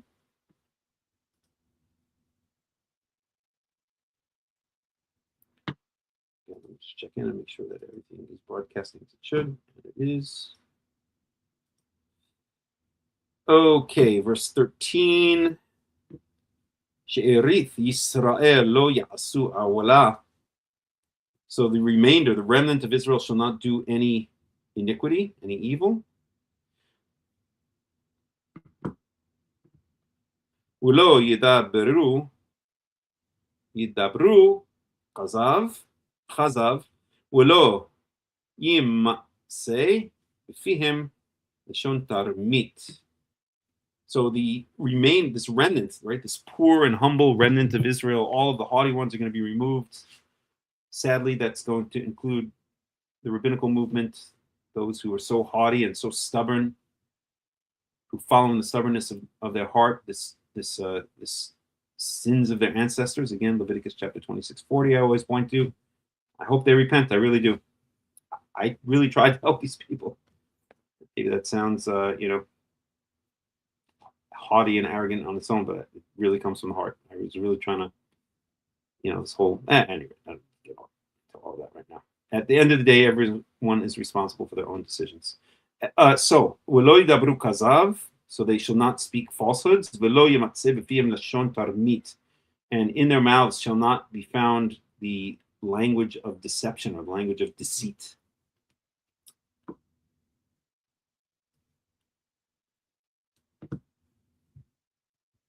Because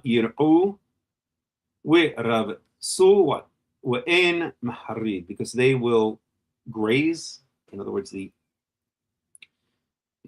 I'll just read it. So they'll graze and lie down, and there will be no one to bother them. So this is the language of shepherding. So yir'u, third word, means they shall graze, like sheep would graze in the field. And they shall lie down, like kneel down on the ground as sheep would to rest. And no one will bother them. No one will molest them, and I don't mean that. Whatever, I can make a couple of jokes here, but I'll refrain. At any rate, so this is the language again of shepherding. So Israel, this humble remnant of Israel, is likened to sheep who are just happily grazing on the pasture, and they can even rest by kneeling down on the ground because they don't have to worry about any predators molesting them. Okay.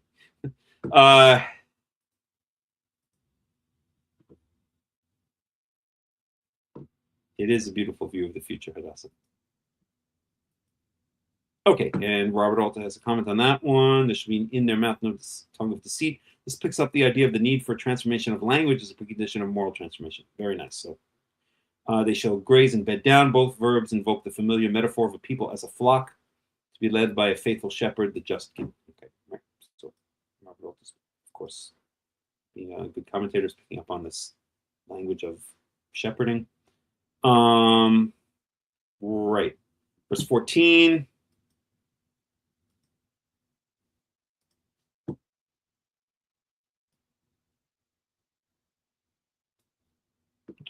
So Rani Bat Sion Hariu Yisrael. So rejoice, daughter of Zion. Shout out. In other words, joyfully shout out, Israel. Simchi or al-zi. There's that word again. We saw this before. Aliz means joyful, and here al-zi. This is the verb form, the imperative or the command form. So the word, if you ever heard the name Eliza, right? Eliza. That's what Eliza means, joyful one or one who rejoices.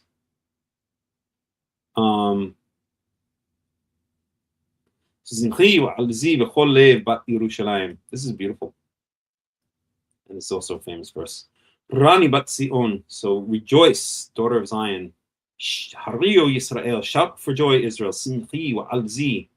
Be happy and full of joy. L'chol lev, with all of your heart. Bat Yerushalayim, daughter of Jerusalem. Right. So this is, again, as the title implies, this is all restoration prophecy. This is end of days prophecy when Yahweh comes back to Israel. Israel comes back to Yahweh. That nach. Haysir Yahweh mishpatayich pin'ah oyvech. Yahweh has taken away judgments against you. He's turned away your enemy.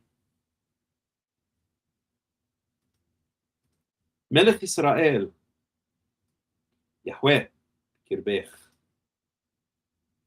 This is kind of a semicolon, comma. The King of Israel, Yahweh, is in your midst. Lutir'i ra od. You shall no longer fear bad things happening to you. Bad things. Beautiful, right? What, I just love these lines. V'yom hahu ye'amer Yerushalayim al tira'i Sion al yirpu yadayach. On that day it shall be said to Jerusalem, do not fear. To Zion, do not literally loosen your hands, but that's an expression. Let's get a Robert Alter on that one. Okay. Let not your hands fall slack.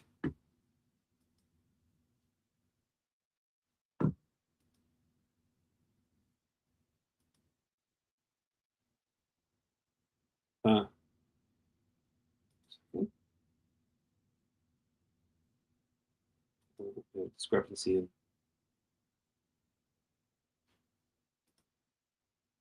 Okay, this is just a difference in the way they number the verses. Doesn't matter. So this is classic biblical poetic parallelism. So it says Jerusalem shall not fear. It shall be said that Jerusalem shall not fear, or Jerusalem do not fear. Zion, do not loosen your hands. Okay, so what is the expression? Slacken your hands or loosen your hands. Again, it's kind of a metaphor for fear. Let me just see if I can explain that a little bit better. Give me 1 second here.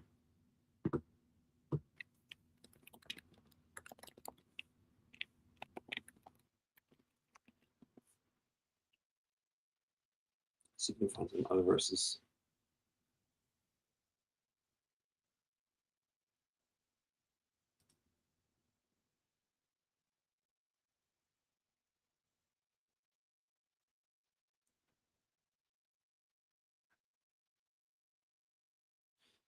So, all right, I'll just read this. Meaning in context, in biblical Hebrew, hands represent strength or readiness to act. When someone's hands grow slack or drop, they're giving up, losing hope, or becoming helpless. Paired with al tira'i, do not fear. The phrase is an encouragement command telling Jerusalem not to despair or give up hope. Okay, so that kind of sums it up. Okay, so fear is in parallel with loosen your hands, meaning, let down your guard kind of thing, or give up hope. So this is parallelism. Okay, this phrase is in, it's called synonymous parallelism with this phrase, or word by word even. So let's see if I can grab this, show. So Jerusalem and Zion are the same thing. And fear and give up hope, loosen your hands, literally,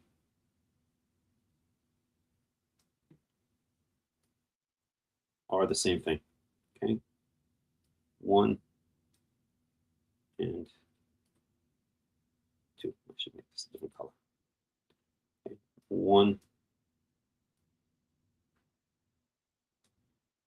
and 2. Okay, so a lot of the poetic verses in the Tanakh are in what's called use parallel structure or use parallelism. The 3 main types of parallelism: synonymous parallelism, antithetical parallelism, and what I like to call augmentative parallelism.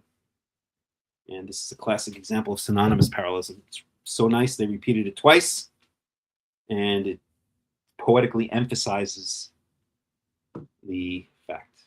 Okay, all right. So that's verse 16. I think Robert Alter has a comment. Oh no, he's a comment on verse 17. Yahweh Elohayach b'kirbech, Gibor Yoshia. Yahweh, your God, is in your midst. He is a hero. Better word. A mighty man, or not mighty man. Let's not go there. A mighty one who will who will bring salvation. Yasis alayach b'simha. He will rejoice over you in happiness, meaning Yahweh will. Yahrish ba'avato. Yaril alayach berina. He will Yahrish. He will let's see what I'll try on that one. So it literally means to make quiet.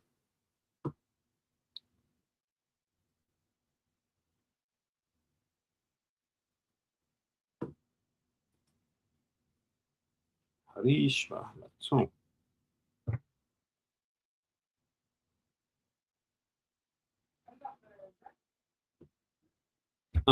Harish, that's it. Okay, my mistake.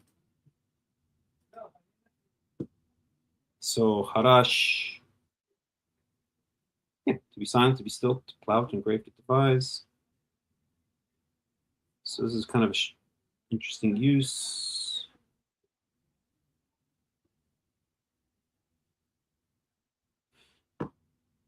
At any rate, so Robert Alter translates that one as where were we? He renews his love. He rejoices over you in happiness. He exults over you with glad song. Okay. He's got a comment on that one. He renews his love. The Masoretic text reads Yaharish ba'avato. He's silent in his love, but it is unclear why the living God should be silent. Translation follows the reading of the Septuagint, which appears to have used a Hebrew text that showed Yahadish ba'avato. The Hebrew graphemes for R and D being plus. Oh, okay. So what Robert Alter is saying is that the Septuagint, which was put together in Alexandria, Egypt, it was a Greek translation of the Tanakh. Says Hadesh. This is actually a textual error, and that should be Dalet, and that would make more sense. But nonetheless, I hold by the canonicity. I hold by the Masoretic texts, and some scholars will say that as Robert Alter is saying here, that the Septuagint is using an alternate, more original version of the Hebrew text for its translation, but one could just as easily make a case that it can't figure out what the word means, so it's amending the word to something that in its eyes makes more sense, even though that's not what the original text is. Anyway, that's getting a bit out of our scope right now, but Robert Alter is translating this according to the Septuagint, or he's using his translation is based on that of the Septuagint. Okay. Verse 18, which his verse 17.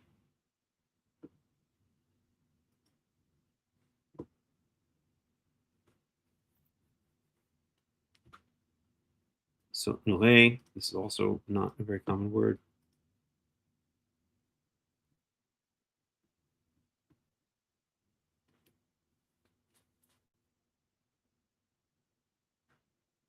Let's look it up.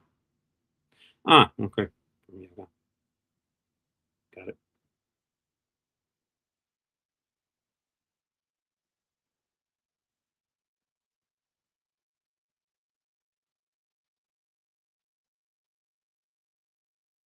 Okay.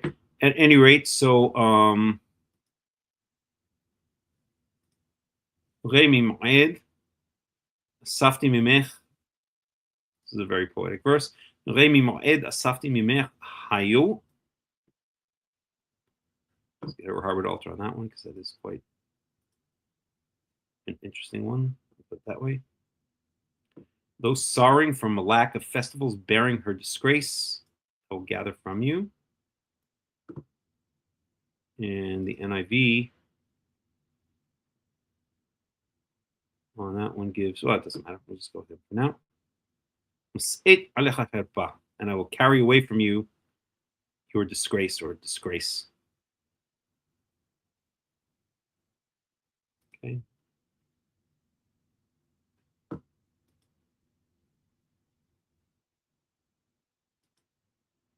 One second.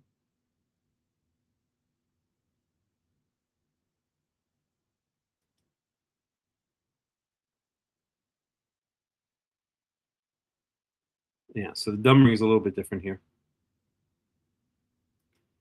So those sorrowing from lack of festivals, bearing her disgrace, I will gather from you. That's verse 17, and here it's verse 18. Verse 19. Hinani oseh et kol me'anayech ba'etahi. Behold, I will take care of, I will do things to all of your oppressors at that time. Okay, I'm about to deal with all your tormentors at the time. Shati et hasolea wahanidaha kabetz. Let's translate up to there. And I will redeem or save the one who limps. Wahanidaha kabetz, and I will gather the one who's been distanced, who's been shunned, who's been cast away. Samtim letila, and I will place upon them praise. L'shem b'chol haaretz bashtam. I should, again, let me just re-parse that. Okay. Shati et tzolea. So I will save the one who is lame or the one who limps. Ani dahak abetz v'samtim. Okay, and the one who's been cast away, I will gather in. Samtim letila u'l'shem b'chol haaretz bashtam. let's do it. V'simtam l'tila u'l'shem. And I will pour upon them praise and a good name or a famous name. B'chol ha'aretz bashtam. Throughout the entire world or throughout the entire land. And their bashtam is their shame. In other words, the implication is take away their shame of all those who have been cast out and turn their names into great names. Let's get a Robert Alter on that one. And I will rescue the lame and the scattered I will gather, and I will make them a glorious name throughout all the land of their shame. Haaretz bashtam. Okay. And last verse in Zefaniah. Beautiful verse. By the way, let's see if there's any other.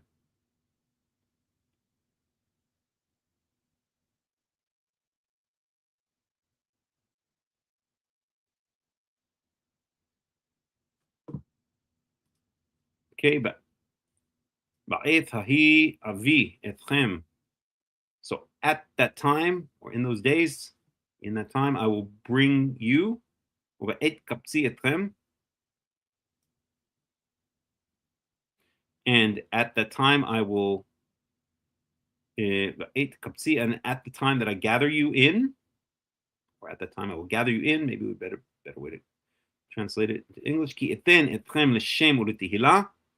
Because I will put upon you a good name or a famous name and praise, or a good name and praise, b'chol amei haaretz, among all the peoples of the world, of the land, of the earth. B'shuvi et shivutchem ba'einechem, amar Yahweh. When I return your captives, your exiles, before your very eyes, declares Yahweh. Let's get a Robert Alter on that. At that time I will bring you, at that time gather you, for I will make you a glorious name among all the peoples of the earth when I restore your fortunes before your eyes. So literally it doesn't say restore your fortunes, literally it says Beshuvi et shivutechem, when I bring back your exiles, or your exileness, your exile, captivity. Okay, when I undo your captivity or bring back your captive ones. Amar, before your very eyes, declares Yahweh. Okay, very beautiful. So when I restore your fortunes before your eyes, the prophecies of Zefaniah began with a vision of doom threatening the kingdom of Judah, the terrible day of the Lord. They end here with a promise of restoration and exile. Either this chapter is by the hand of a prophet writing after 586 BCE, as some scholars conclude. So they're saying that this was added after the destruction of Jerusalem by Babylon. But Zefaniah is following out of logic of the scenario he has been sketching. First catastrophe will overtake the kingdom, resulting in its destruction and the exile of its people. Then the people will be restored to its land. Okay. I'll go with the second one.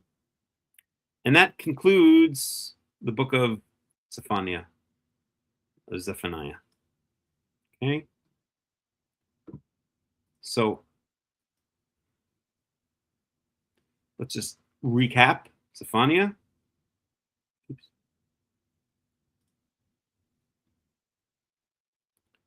Okay, so we had judgment against the whole earth.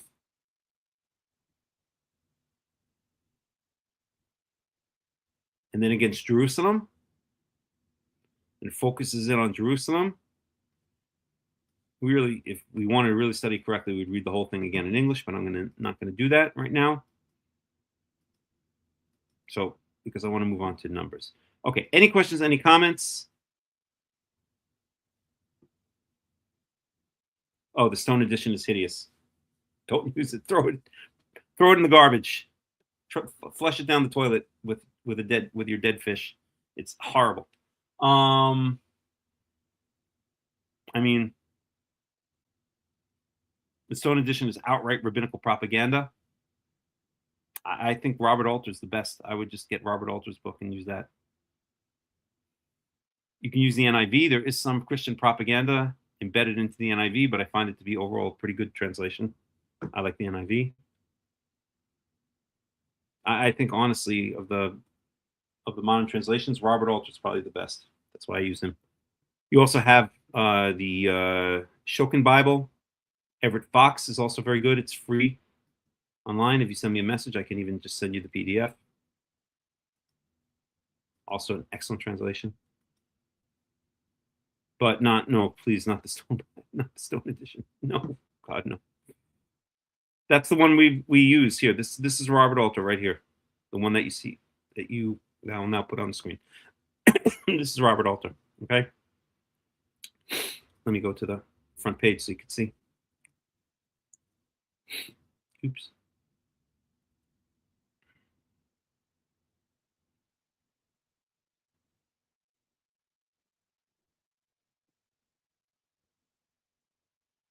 Okay.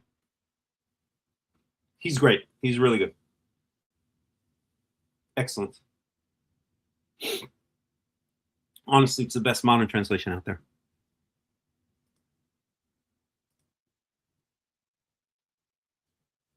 Okay. So we're gonna go into it's getting late, but that's okay. We're gonna go into Numbers. I think I'm not gonna take a break. I'll take a break. I'll put in one song, and so I can rest my vocal cords for a second, and we'll be back in just a couple minutes, and then we'll go into Numbers chapter 2.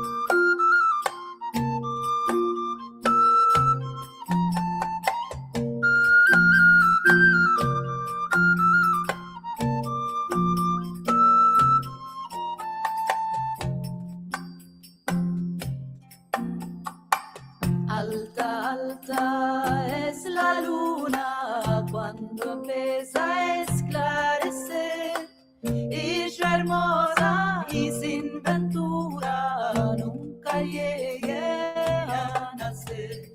Y yo hermosa y sin ventura nunca llegué a nacer. Mis ojos me se hincharon de tanto mirar la mar. Vapóricos van y vienen, letra para mí no hay. Vapóricos van y vienen, letra para mí no hay.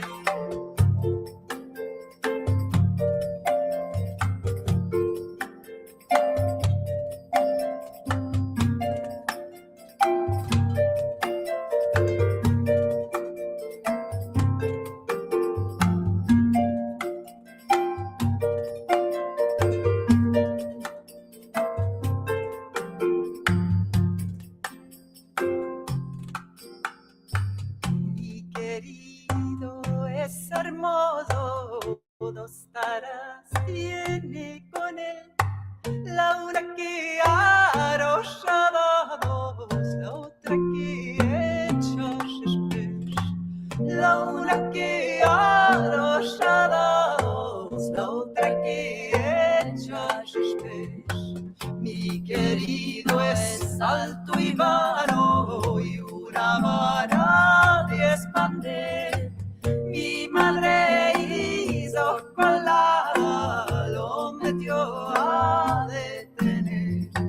Mi madre hizo colada, lo metió a detener.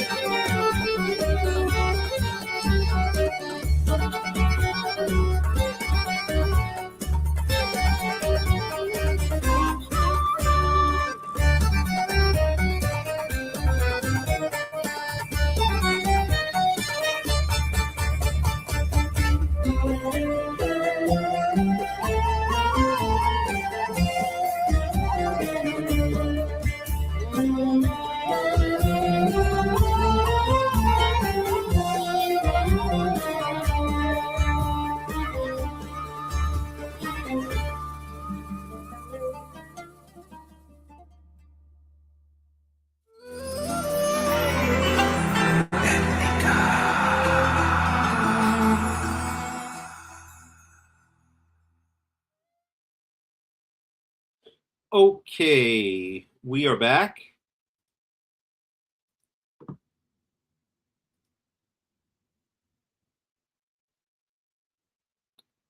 So let me just set this up correctly. All right, we're back. We're going to dig in now into Numbers chapter 2.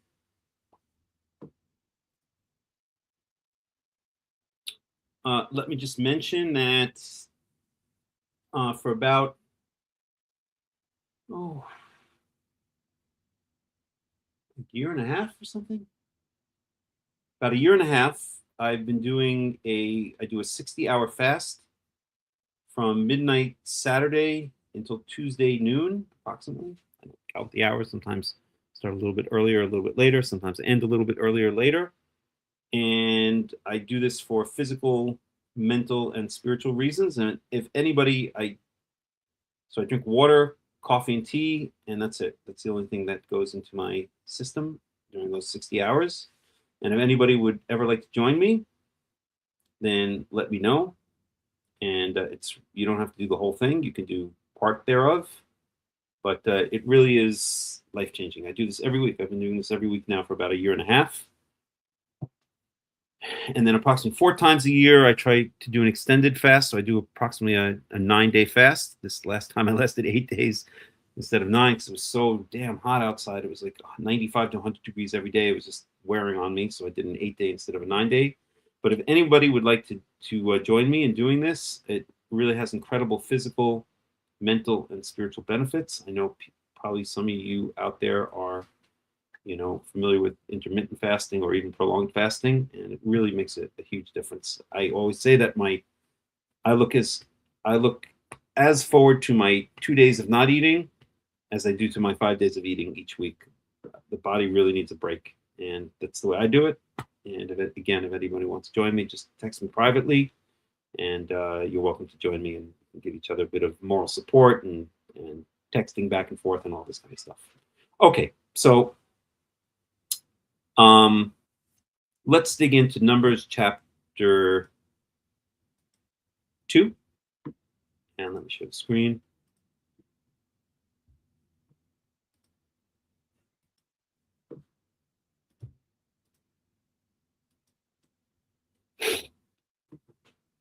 Okay, so we'll just read through. We're in verse 16. Right, let's confirm that. Yes, we're in Numbers 2:16. So let's read through in the English up to 16, and we'll switch over to the Hebrew.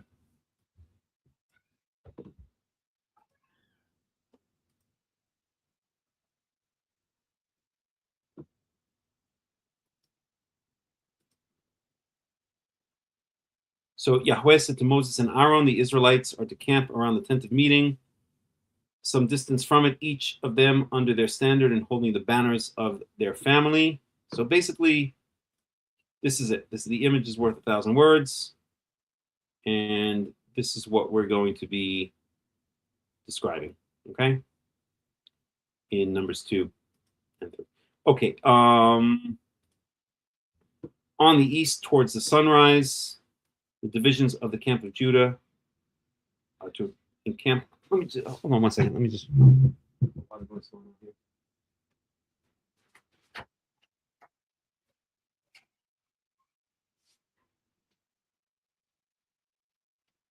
Okay.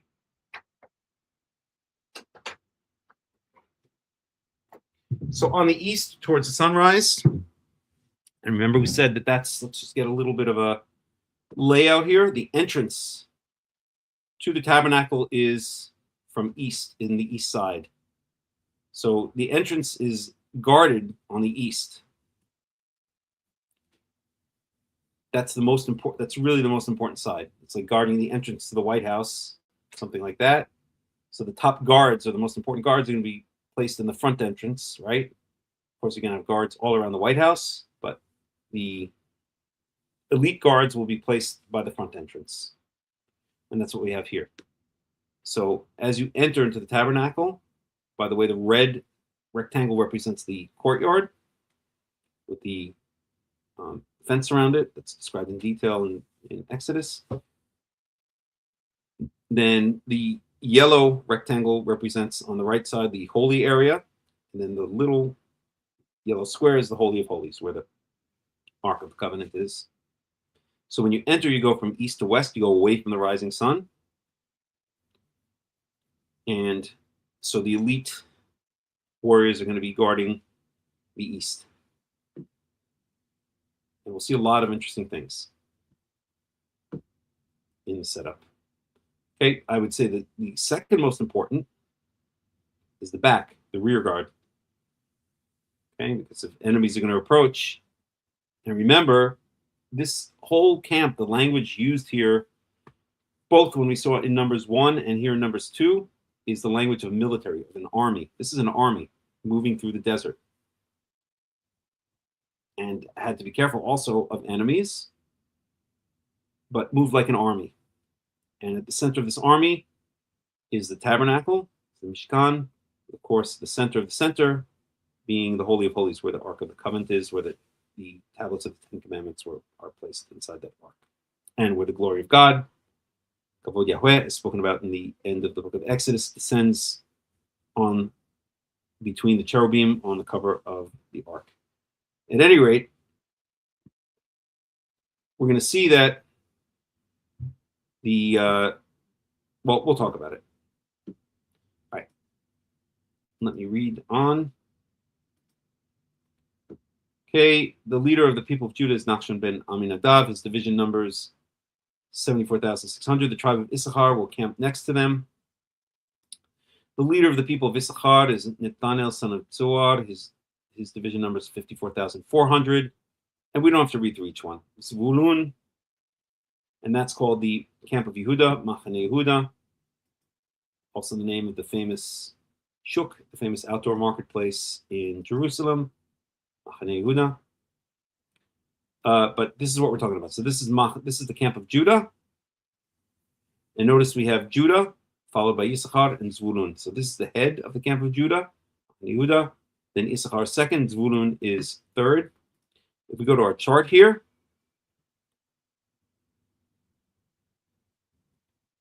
okay, here is the camp of Judah.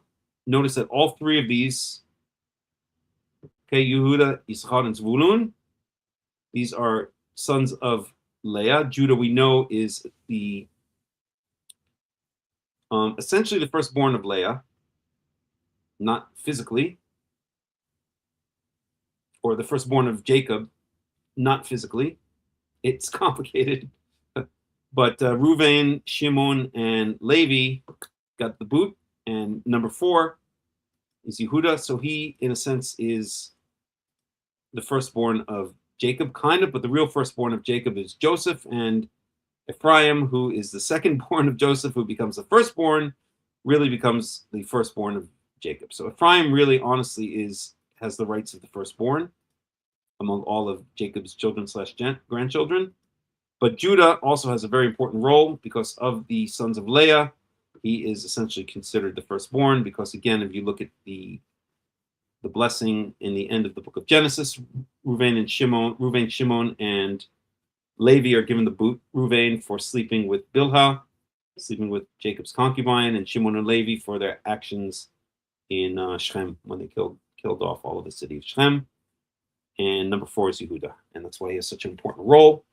Of course, David and the line of David come from patrilineally from Judah. Okay, so this is extremely important. This Eastern Guard, okay, camp of Judah, and all 3 are sons of Leah.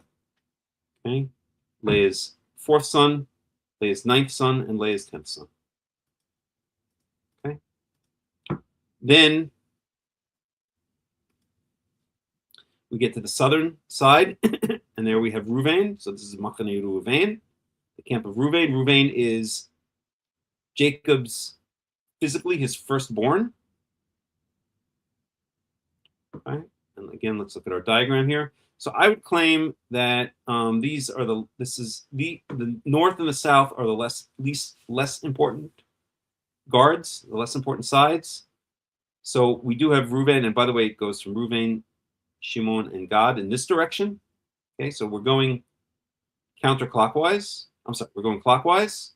Okay, so Reuven is the firstborn, the physical firstborn of Jacob and the firstborn of Leah, their first child.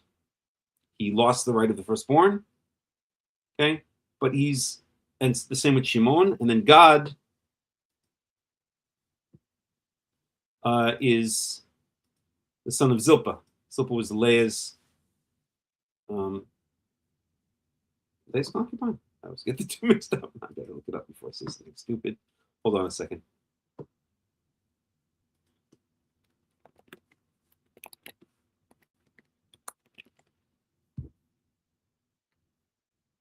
Yes, Leah's concubine.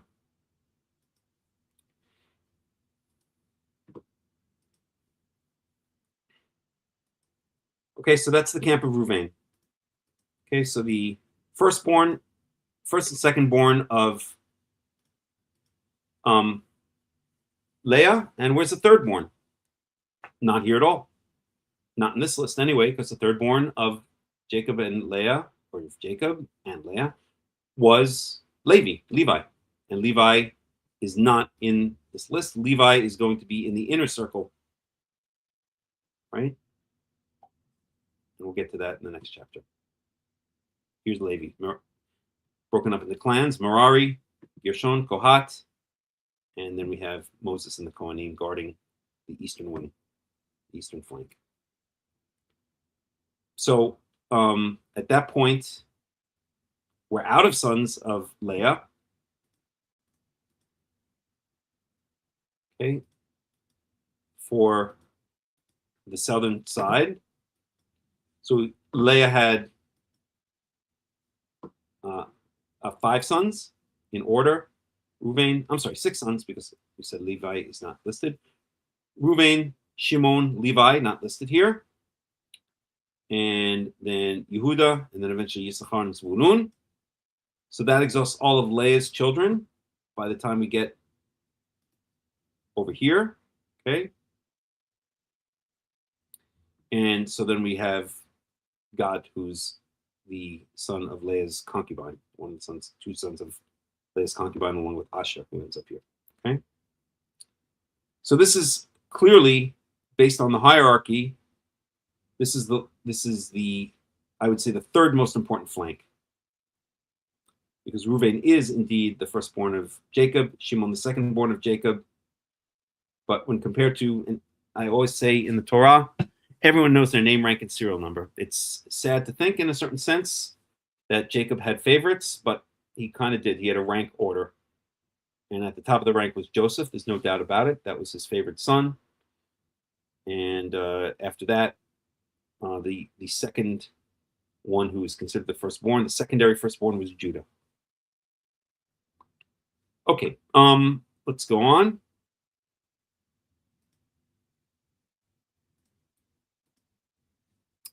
So we can skip ahead. Shimon, Gad, and then the camp of Reuven, 155, 450. And I think we have all these numbers tallied here.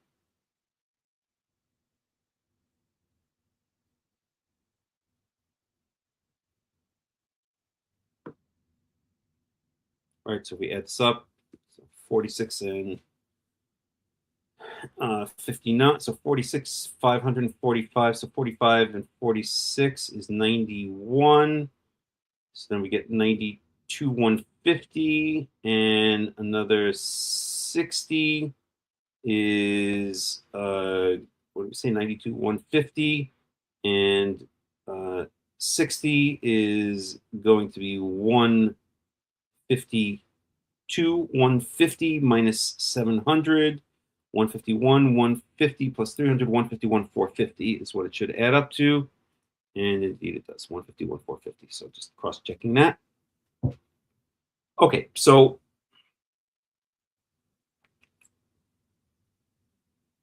now we're in verse 17. Actually, we didn't read 16 in Hebrew. Wait, why do I have this in English? Let's get rid of the Hebrew for this.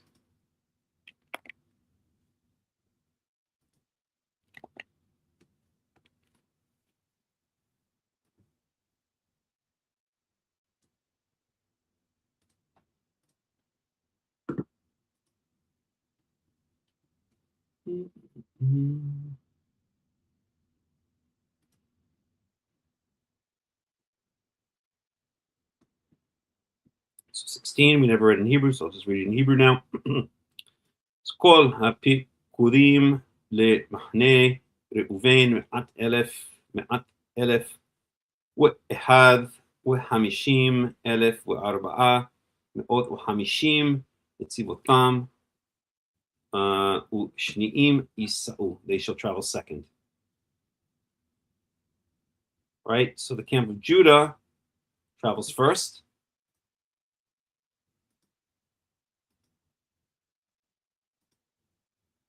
Go back to our spreadsheet.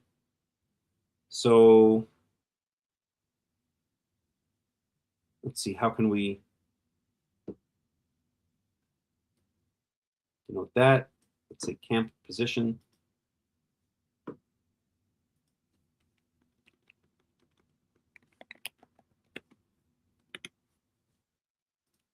We'll just add this. So Yehuda is 1-on-1. This is going to be 1-on-2.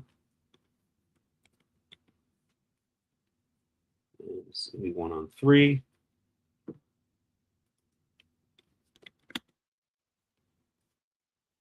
This is going to be 2-on-1.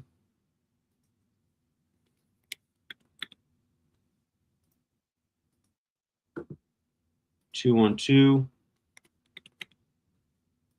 and 2-on-3. Okay, very good. So this brings us now to verse 17. And we just get a quick statement here. So we Nasar Ohel Moed Mahane Halewiim בתוך המחנות כאשר יחנו כן ייסעו איש על ידו להם. So the tent of meeting, tabernacle basically, and which is the camp of the Levites, מחנה הלוויים בתוך המחנות, shall travel. So the tent of meeting, which is the camp of the Levites, shall travel in the midst or in the middle of the camps. כאשר יחנו כן ייסעו. Just as they camp, so they shall travel. Ish al yado ledir lehem. Each person al yado. So according to his position, maybe. See how Robert Alter deals with that one.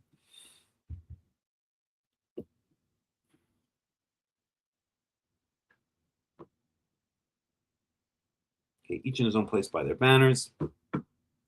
So basically what this verse is saying is that when the camps travel, first Judah is going to set out, then Reuven is going to set out, and then the Levites are going to set out.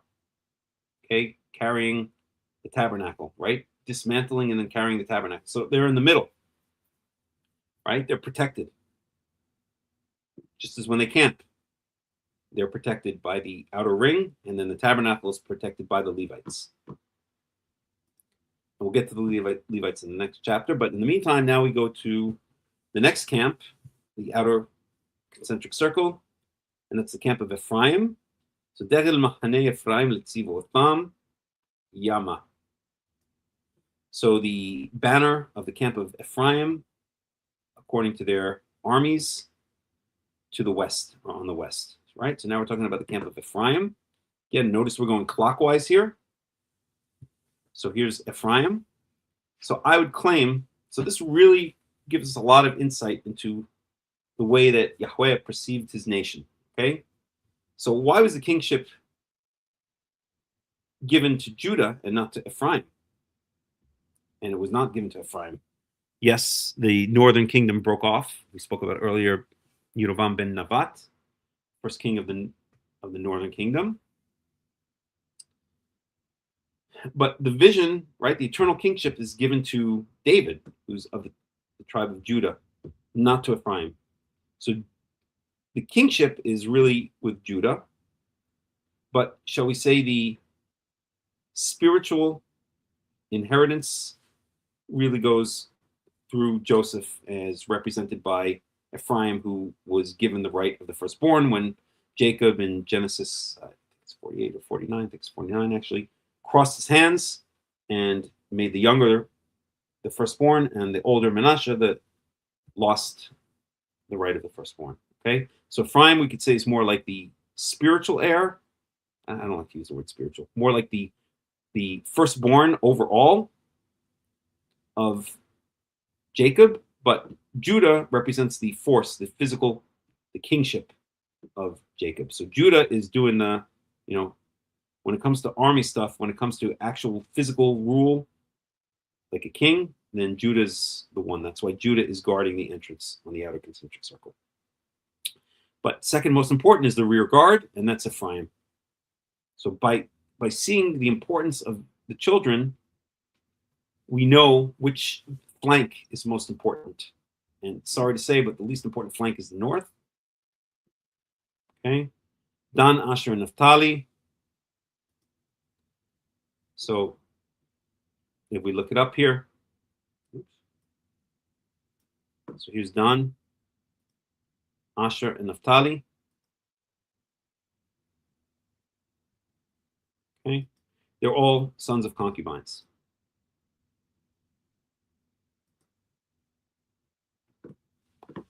So we'll get to that. Okay, but the point is that even though the true duty of guarding the tabernacle falls to Judah in the camp of Judah, the rear flank, which is the second most important, falls to Ephraim. And we know it's the second most important because it's given to Ephraim. That's how we know. And Ephraim is the highest ranking child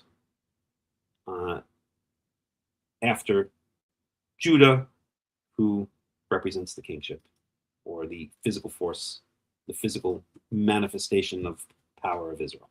Okay, and I'm not being mystical about that. It's not some kind of mystical kind of statement. That's pshat. That's straight out of the Tanakh. You can see this in the text, the way the blessings are given to the children, the way the roles that are given to the children, the hierarchy, and so on and so forth. Hold on, I'm just going to lower the AC.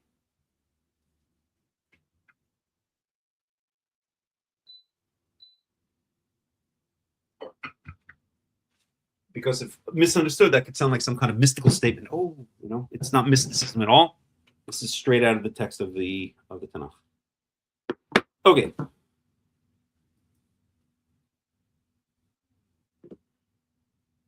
So we Nasi Livnei Ephraim,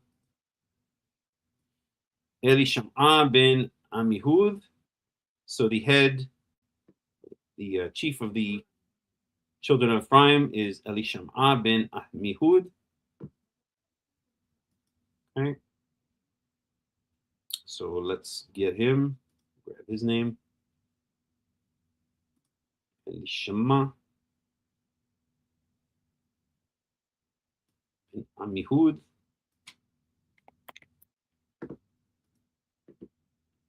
It's Ephraim. Let's change this to Ben instead of. And let's just confirm that this is the same one that we saw in Numbers 1. So I'll bring up Numbers 1 as well.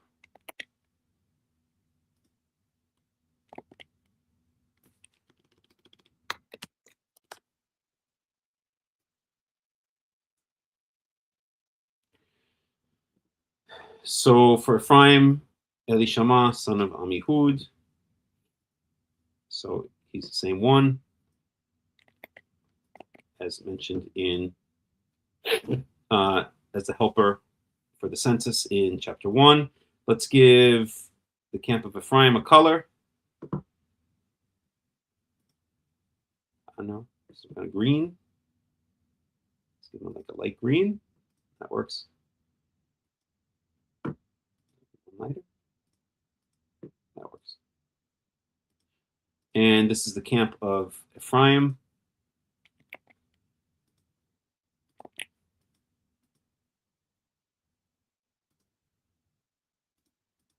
All right. Their camp to the west. This is camp 3, position 1.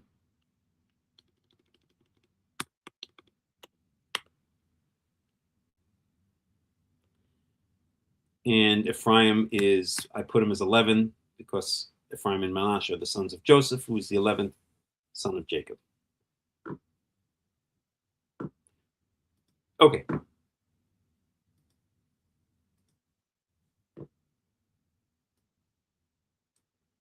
וצבאו ופקודיהם 40,500.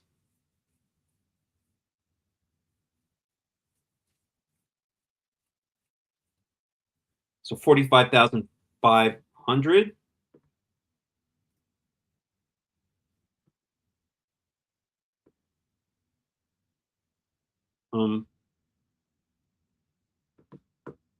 Second here.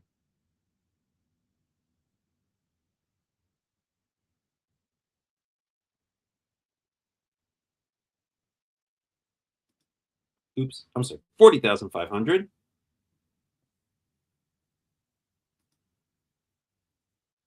And that checks out with what we saw in Numbers 1.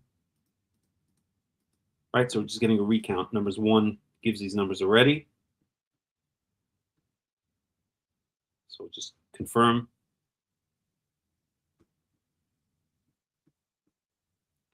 Right, so 40,500. So it's just repeated in Numbers 2. Allow, and next to him, the camp of Manasseh. Manasseh is Joseph's, physically his firstborn, but demoted to secondborn. Nasi Livnei Manasseh, and the head of the chief of the sons of Manasseh, Gamliel ben Pedatzur.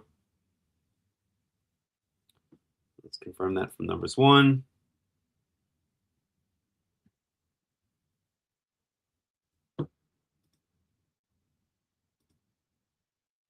So it's the same one, Gamliel ben Pedatzur. I think they're all. I think there was one that might be different, but I might be wrong. But let's just grab Gamliel. So this is Manasseh.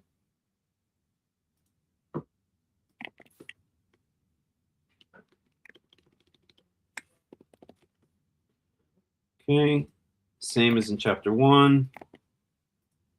Ephraim, west, 3 on 2.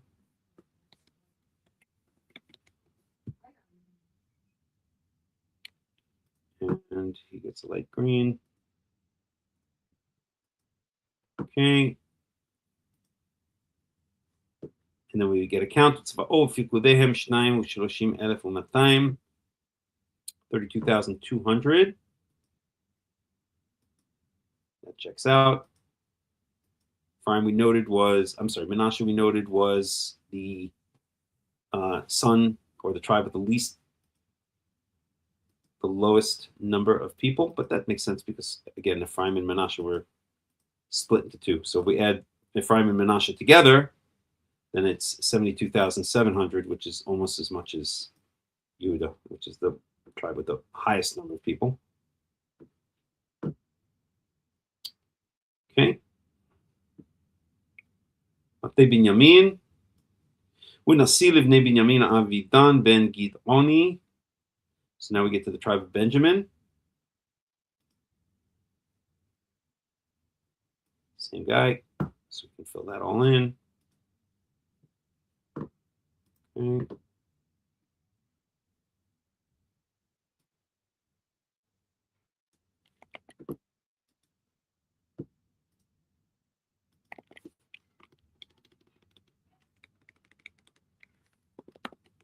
Okay.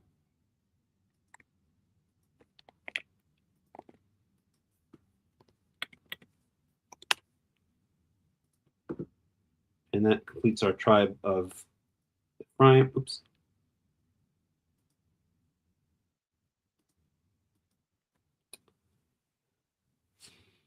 Okay, and notice interestingly, once again, that Benjamin is actually in the kind of protected position, right? He's the baby of the family. And so he's in the rear, but he's third in the rear, right? So if they're going to attack in the center probably, right? They're not going to attack up in this corner. So Benjamin the baby is kind of, we could say, actually probably one of the most protected positions in the camp. Sadly enough, of course, the entire tribe of Benjamin is almost wiped out, leaving only 600, and that's in the end of the book of Judges. But that's a story for another time. Okay, verse 23. 35,400. Let's just confirm that. That's correct. Okay. Let's move on. By the way, how many verses? Okay, we can finish off, I think.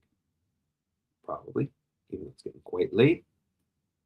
So, כל הפקודים למחנה אפרים 108,100 וצבאותם ושלישים יישאו. So all of the count for the camp of Ephraim is 108,100. 108,100. Let's just confirm that checks out. 108,100. So we got 40, 32, 72, 107, and then 107,900. 108,100 is correct. Okay. So that checks out. Verse 25. And then finally we have Degen Mahane Dan, Sefona, Tzivotam. So the camp of the banner of the camp of Dan in the north, by their armies. Nasi livnei Dan Achiezer ben Ami Shaddai. So now we have the three concubines, the three sons of concubines in the north. So this is arguably the least important flank. So our helper for Dan, Achiezer ben Ami Shaddai. That checks out. We have him.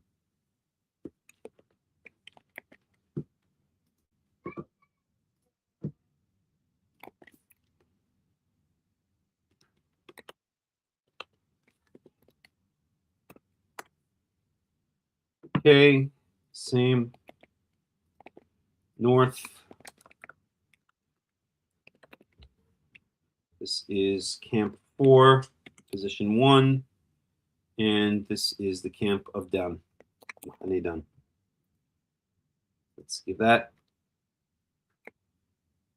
a color. How about a nice purplish kind of thing? A little richer purple. That works.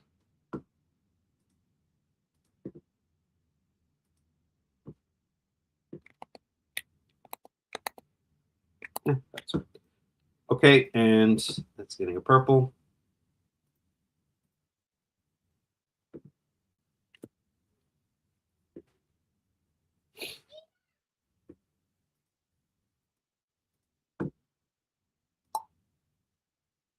Verse 26. Let me get the count. צבאו ופיקודיהם 62,700 62,700. Just confirm that it's the same number. Oh, I already have it on a spreadsheet. What am I doing? It's done. 62,700 is correct.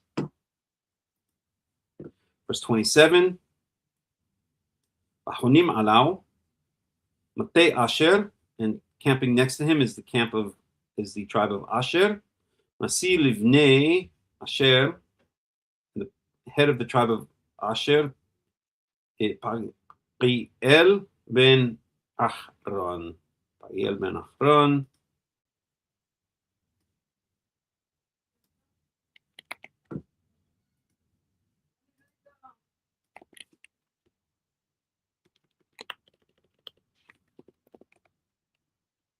Okay, same. Camp of Dan, north, fourth camp, second position.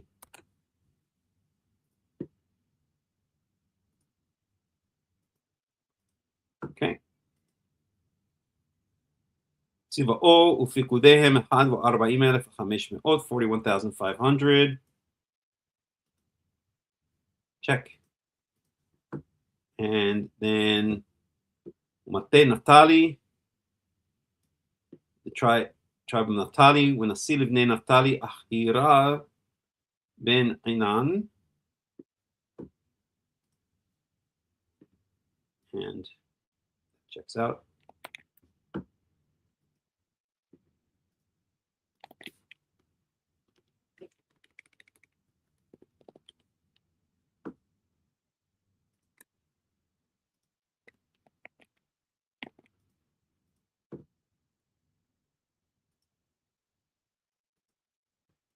So all of the leaders check out the same as chapter 1.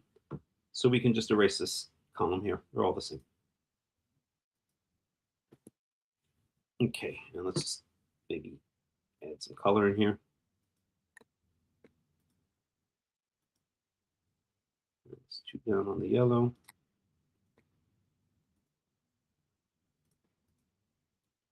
This one's 4 up on the blue.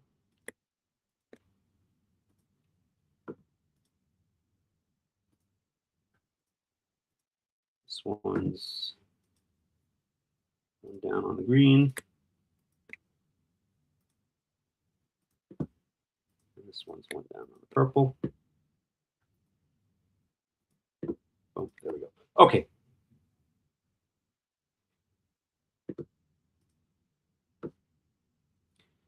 Actually, might as well even extend that out.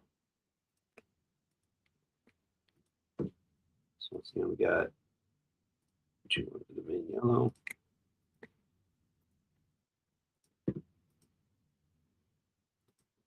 This is 4 up on the blue.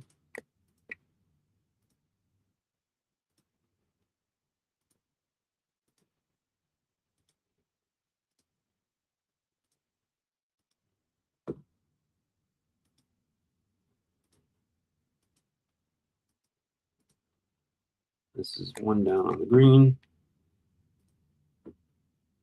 And this 1 down on the purple. Okay. Alrighty. צבאו ופיקודיהם 53,400, 53,400. Check. And then we get a total count for the tribe of for the camp of Dan.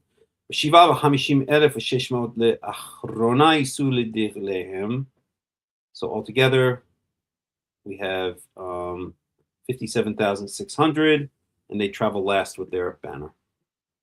So they're bringing up the rear.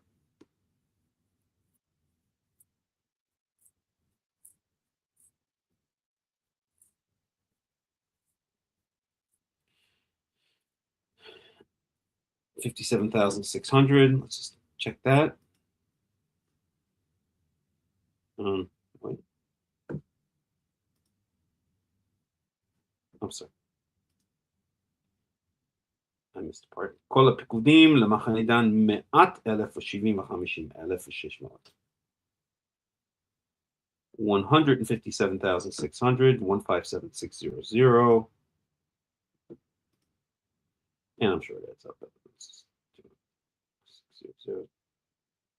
Yeah, 6 carry 1, so 63, and 41 is 104.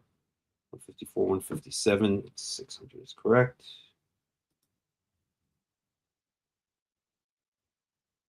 Okay, and then we can finish off chapter 2. And then we'll point out some interesting things. So these are the counts, the census of the children of Israel according to their fathers' houses. Here we go. We spoke about patrilineal descent. This phrase, fathers' houses, is used often. The rabbis say that your tribe is determined by the father, but whether you're a Jew or not is determined by the mother. And then I always say, ask a rabbinite, what if a Kohen has a Kohen marries a non-Jewish woman and then has a son? Is the son a Kohen or a non-Jew? Now the rabbis will answer it's a non-Jew, but it makes them think, because the only place that this idea that the rabbis hold that the tribe goes by the father, the only relevance it has in this day and age for them is with a Kohen, because the Kohen still has a special place in the synagogue. They give the blessing, even though they don't really give the blessing, because they give the blessing in the name of Adonai. That's the blessing of number 666. We'll get to that soon. The official Kohanic blessing. They give it in the name of Adonai rather than Yahweh, so they're actually not blessing the children of Israel at all, because you're supposed to bless according to the name of Yahweh, not Adonai. But nonetheless, in the rabbinical world and in the rabbinical synagogue, the Kohen still is determined by the father, since that's a tribe or a clan, sons of Aaron. And so it makes them at least think, what if the father is a Kohen and the mother is someone from China, Chinese Goy in their language? Then is that a Kohen or is that a non-Jew? Well, they'll say it's a non-Jew because it goes by the mother, but it does make them think, hey, it doesn't make sense. The father's a Kohen. We know that if the father's a Kohen and the son's a Kohen, it at least raises their thoughts slightly, which is very hard when you're ensconced in a cult. It's very hard to think independently or think at all for that matter, but it does make them, it kind of like does, it's cause a little bit of cognitive dissonance. At any rate, so kol pikudei hamachaneh, hamachanot letzivotam, we get a count again, 603,550, 603,550, right? And there's our total in Numbers 146, and also, so let's just put this down again, and 232.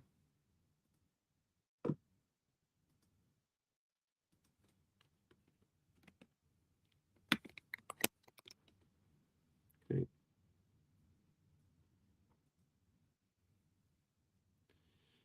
Alrighty. 33. The Levites were not counted among the children of Israel. We'll get to them in the next chapter. As Yahweh commanded Moses. Where did he command Moses? In Numbers chapter 1. Let's find that.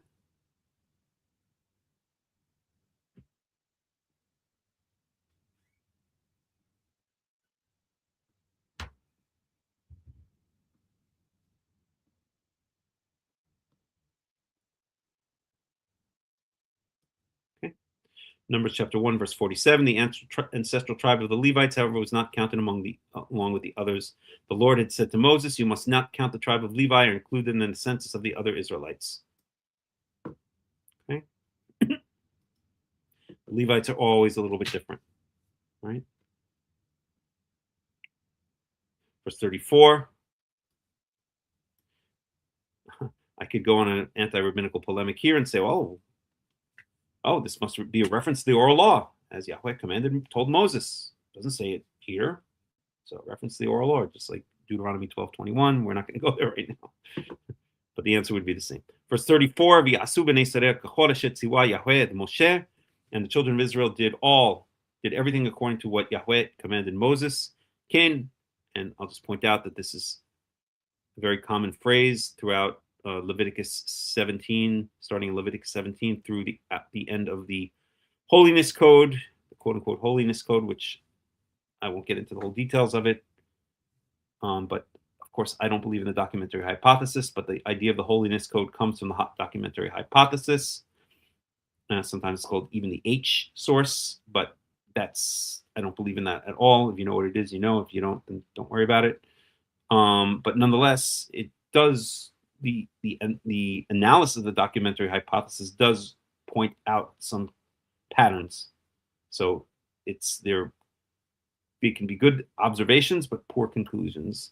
And so this pattern here of this phrase, the children of Israel did according to all of that Yahweh commanded Moses, is why some secular scholars say that the Holiness Code continues into the Book of Numbers. Again, if you don't know what I'm talking about, don't worry about it.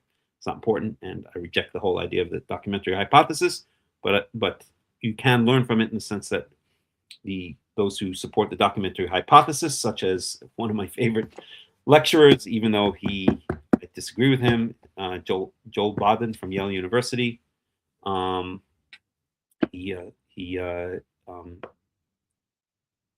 He is kind of trying to renew or update the documentary hypothesis. Look him up on YouTube. He's a very good lecturer, even though I disagree with a lot of what he says, but he really is knowledgeable in the Tanakh, I will tell you that. Ken Hanu l'dirlehem. So they camped according to their banners. And so they traveled, each one according to his clan, al beit avotav, and his father's house, or his clan, which was part of the house of his fathers. Again, we have this phrase, house of his fathers. Okay, so let's sum up, and then we'll end. Wow, it's late, but that's fine.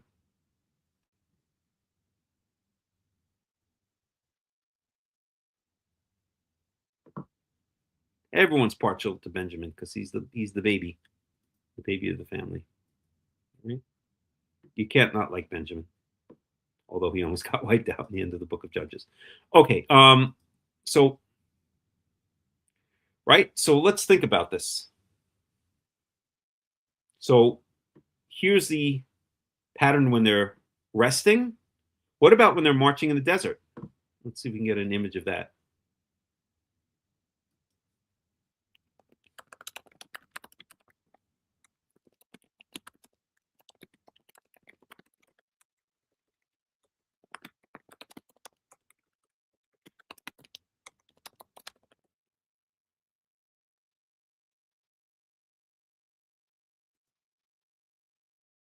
Yeah, here we go.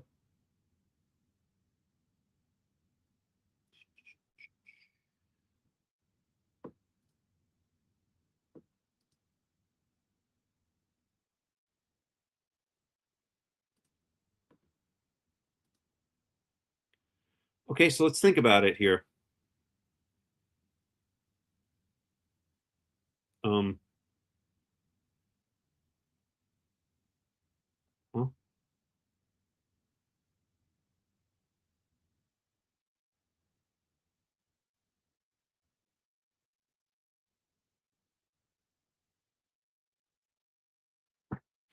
Well, this also involves the Levite. So we'll save this until after we're done with chapter 3. I think it'll be more meaningful then. Okay. So we're going to sum up here. Okay, we finished Numbers chapter 2. Next time we'll go into Numbers chapter 3. and we will talk about the Levites and their positions around the camp. And so we'll pick that up next time. Any questions, any comments before we close up? I hope you enjoyed the study. I think it's a much more interesting way to study this stuff, putting together a spreadsheet, rather than the way it's done, let's say in the synagogue, where it's just read out loud and everyone is just falling asleep because it's so boring. It's just a list of numbers and nobody really does anything with it, right? You really got to analyze this stuff and pick it apart. And you can't do it in a 10-minute Devar Torah while you're shoving wine down your face and you have a glass of wine in one hand and a greasy potato kugel in the other hand that goes all over your tzitzit and onto your sandals, and then you're picking greasy potato kugel out between your toes, like in the rabbinical synagogues I see. Right? You really got to sit down. You really got to pick apart the numbers and the structure and see what's going on. So with that being said, do we have any questions or comments before we finish up? Isaiah 43 is obviously meant to rabbinical synagogues. I don't even now I've been banned from the rabbinical synagogue, which is actually, as I've mentioned, thank God, But I wouldn't even eat the kiddush because it's like you have to fight. First of all, I don't like eating standing up.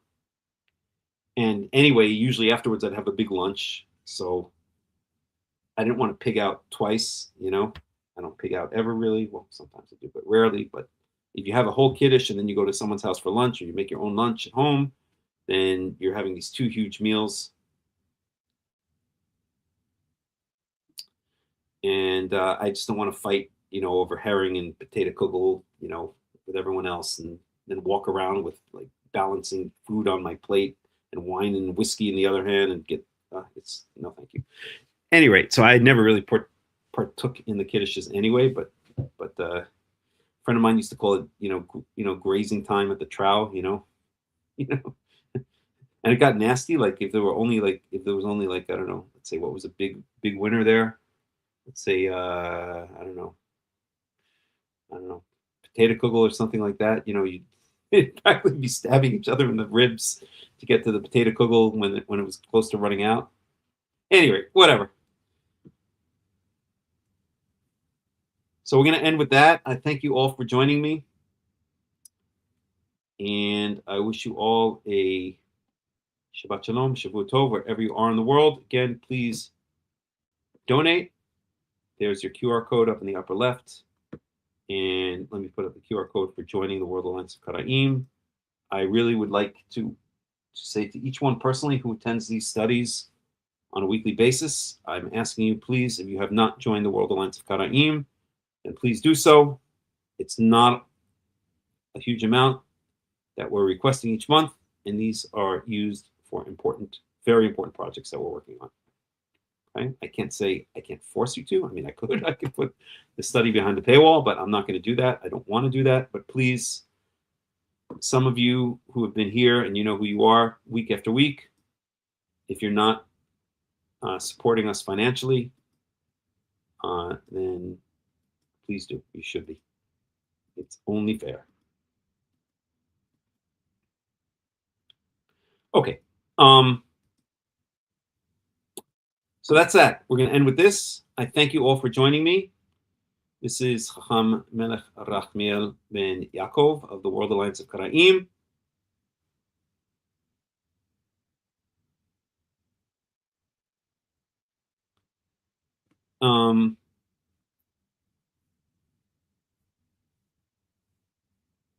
And once again, wishing you all a Shabbat Shalom and a Shavua Tov with the help of Yahweh, Bezrat Yahweh. We will see you all again next week on Shabbat. Shabbat Shalom and Shavua Tov. And as always, we'll go out with some music.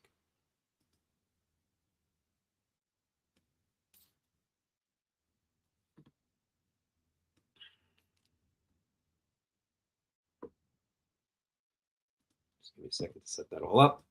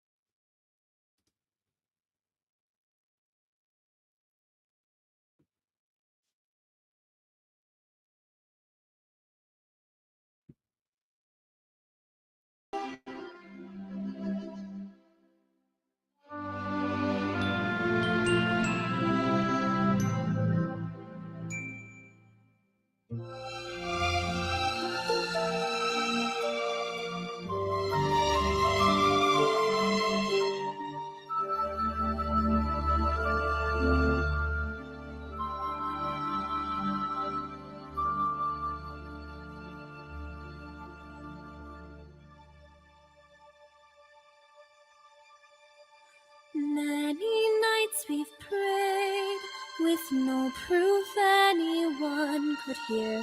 In our hearts a hopeful song we barely understood. Now we are not afraid, although we know there's much to fear. We were moving mountains long before we knew we could. There can be miracles when you believe. Though hope is rare, it's hard to cure. Who knows what miracles you can achieve? When you believe, somehow you will. You will when you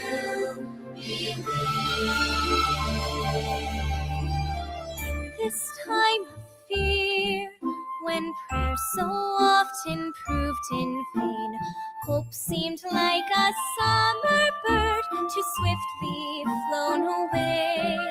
Yet now I'm standing here with heart so full I can't explain, speaking faith and speaking words I never thought I'd say. There can be miracles when you believe. Though hope is rare, it's hard to cure. Who knows what miracles you can achieve? When you believe, somehow you will.